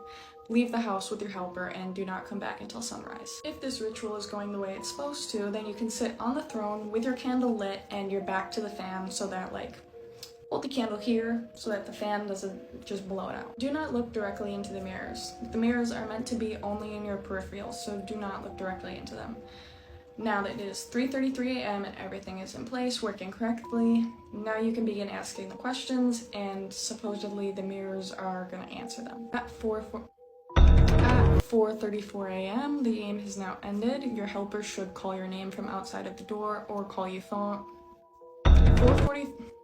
At 4:34 a.m., the game has now officially ended. Your helper should call your name from outside of the door, or they should call your phone to snap you out of it. Do not try to go past the time. Once the game is ended, blow out your candle, walk out of the room. This one is a good one if you want a lot of questions answered, but you don't want the same risk that the answer man gives you, because all you really need for this one is to follow the rules and not look in the mirrors. So I feel like it's safer. So although I am not brave enough to play this game, who knows? Maybe you are.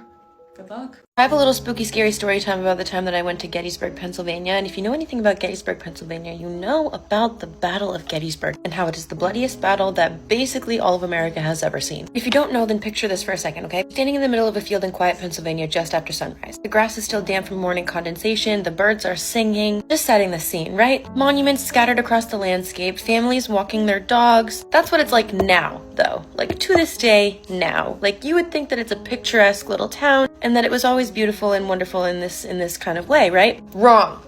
I'm gonna give you a brief little history lesson before getting into my story, okay? Because it all ties together. You gotta just follow me here. Because just below your feet in this picturesque little beautiful, wonderful, small town is a graveyard. Every single step you take on that land is over ground that was once soaked with so much blood that you and I can't even comprehend. Thousands of men died right where you're standing. For 3 straight days, Gettysburg turned into one of the most bloodiest landscapes of agony, of agonizing pain and horrible sights. And for 3 straight days, this place, Gettysburg, became fucking just a place of unimaginable torture and suffering that we just can't even comprehend. Trust me, it all ties together. Stay with me. On July 1st of 1863, soldiers from both of the armies collided, okay? So they go into the field and they're fighting each other. And that's when all of this basically goes down, okay? So the fighting is just relentless, it's ruthless, it's crazy. The cannon fire is so loud and so like right next to where people are living that people say that they can feel their freaking houses rattle, their windows are breaking, their windows are shattering, things in their house are just falling over because of how loud and thunderous this shit is. These cannons were so big, they didn't just like shatter your bones or like go through your body, like they completely shattered your entire body. Like you're gone if you get hit with this thing. Basically there are still markings of like the cannon fire on some buildings in Gettysburg. Pretty cool to see, kind of not cool to see, but like crazy to see, insane and fucking insanity. One single bullet of those things could just pulverize your shoulder and like go straight through your thigh. And some soldiers didn't die right away though. They were just laying there in agony and nobody could reach them. Nobody could just go out there and help them. So they're just out there screaming and crying for help, pleading with the next person to help them. By the second day, Gettysburg had turned into something that was kind of like it was a completely unrecognizable place. There were so many soldiers down for the count. I have to use this kind of language for TikTok. Okay. There were so many soldiers lying down for the count that like they had to transform random buildings such as like the library, schools and like random things like that as infirmaries, right? Makeshift infirmaries. And they had nowhere else to lay these bodies while they waited for help and services if they were even able to get that. So they just kind of laid them out along in the fields outside of the makeshift infirmaries, you know what I mean? So like picture the library and the field outside the library of Gettysburg of just bodies lying in rows. Men just screaming and crying and reaching out for help. Then if you thought that was the end of it, no, July 3rd came and that's when Pickett's charge happened. Around 12,500 Confederate soldiers came marching out of the tree line and just started attacking. You know, the cannon fire started ripping through the freaking atmosphere again. Shit was going down again. By the time that it was all over, by the time that the fighting stopped, Gettysburg did not even resemble a town anymore. Like I said, it was even worse than before. More bodies on top of the bodies that were already needing help.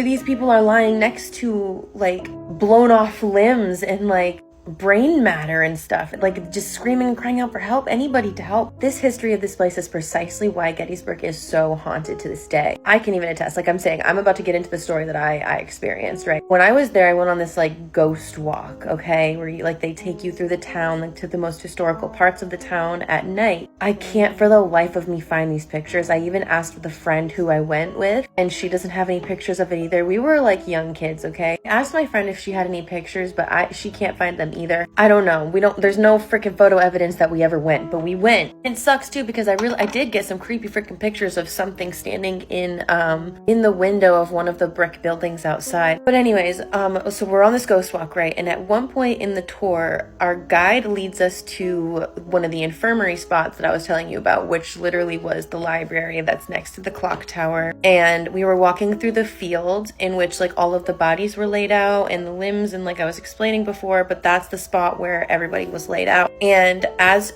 we were walking, I tripped, but it wasn't like over something. Like I didn't trip over anything. I didn't physically bump into something to fall. It actually felt like somebody reached their hand up and grabbed me by the ankle and like stopped me from moving forward, if you know what I mean. And as soon as this happens, the tour guide turns around and she's like, "Did you almost just trip and fall?" And I'm like, "Yeah."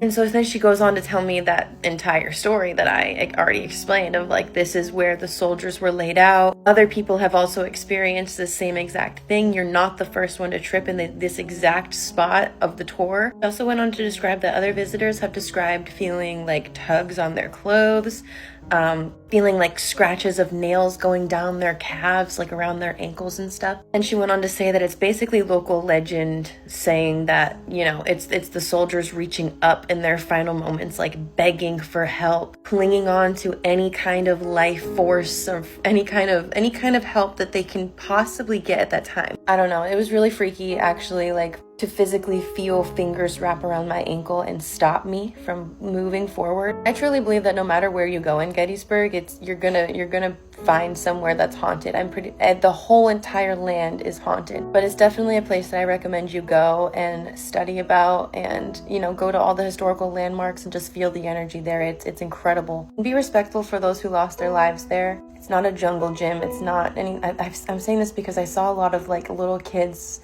screwing around crazy at Devil's Den, just like ripping through the battlefield, laying on top of the cannons and stuff. I don't know, it just feels wrong. Like, I don't know. Just be respectful when you go, and maybe nothing scary will happen to you, or maybe it will. People think an intruder moving into a home in the dark will make mistakes.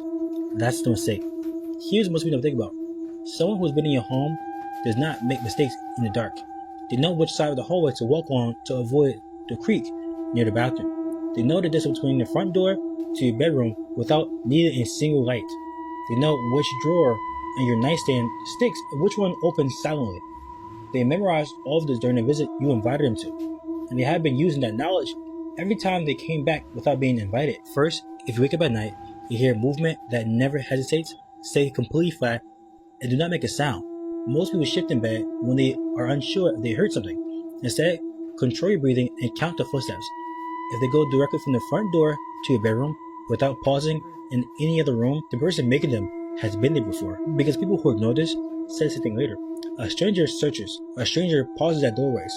Whatever was moving through your home did not pause. Not once. Second, do not let them know you are awake. People who survive situations like this all realize one thing afterwards. The moment they made a sound, the footsteps stopped, and whatever was in the hallway spent 4 minutes deciding what to do with the information that you are awake. Here's the part that scared people later. They knew your layout before they came back. They knew which room you were in before they reached the hallway. And they were at your bedroom door before you understood what the footsteps meant. Tonight's ghost story is proper cool and very eerie. And it's called The Woman on the Landing. And it's been sent to us by Jason, so a massive thank you for sending it to us, Jason. Let's get into it. Jason says, "Hi Becky, I've had several ghostly experiences in my house.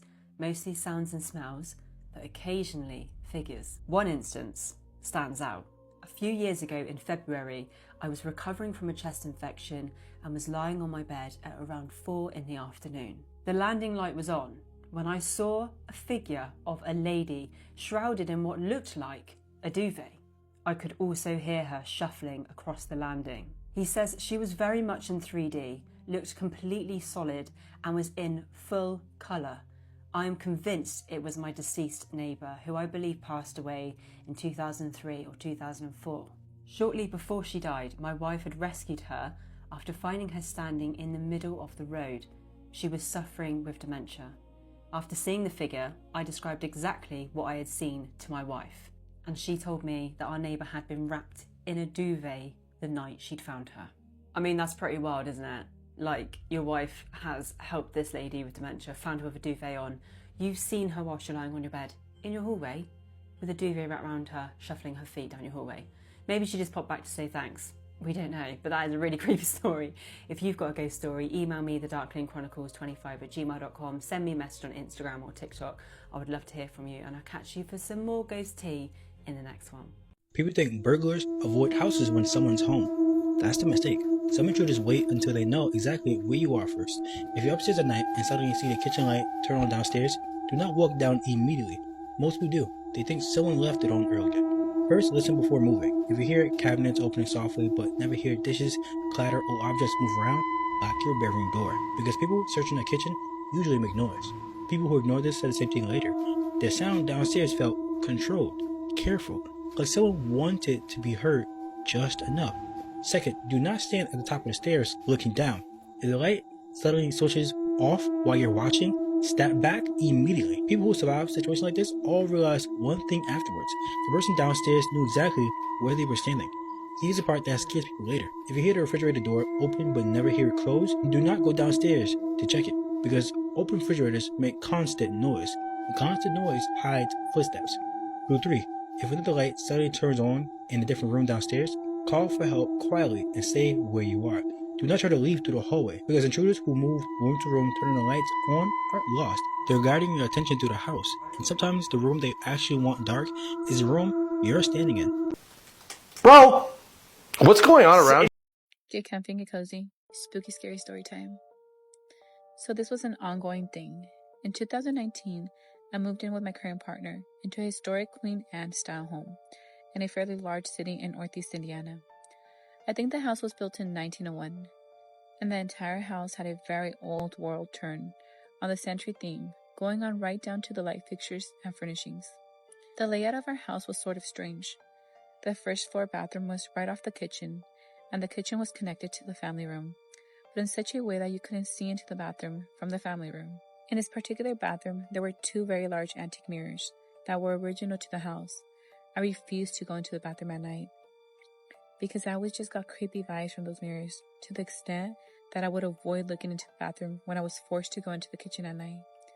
There were many, many nights when I would be sitting on the couch in the family room, watching TV, and I would notice out of the corner of my eye a small child peeking around the corner of the doorway at me, but it would always vanish whenever I would directly look at it. I never got bad vibes per se, and I felt as though I was always being watched to the extent that I would intentionally close the bathroom door in the early evening so I didn't have to interact with that bathroom at all. We moved a few years ago, but we sold the house to an acquaintance who ended up keeping the mirrors. I really should ask her if she has ever had anything happen, or if she gets the same vibe from that bathroom.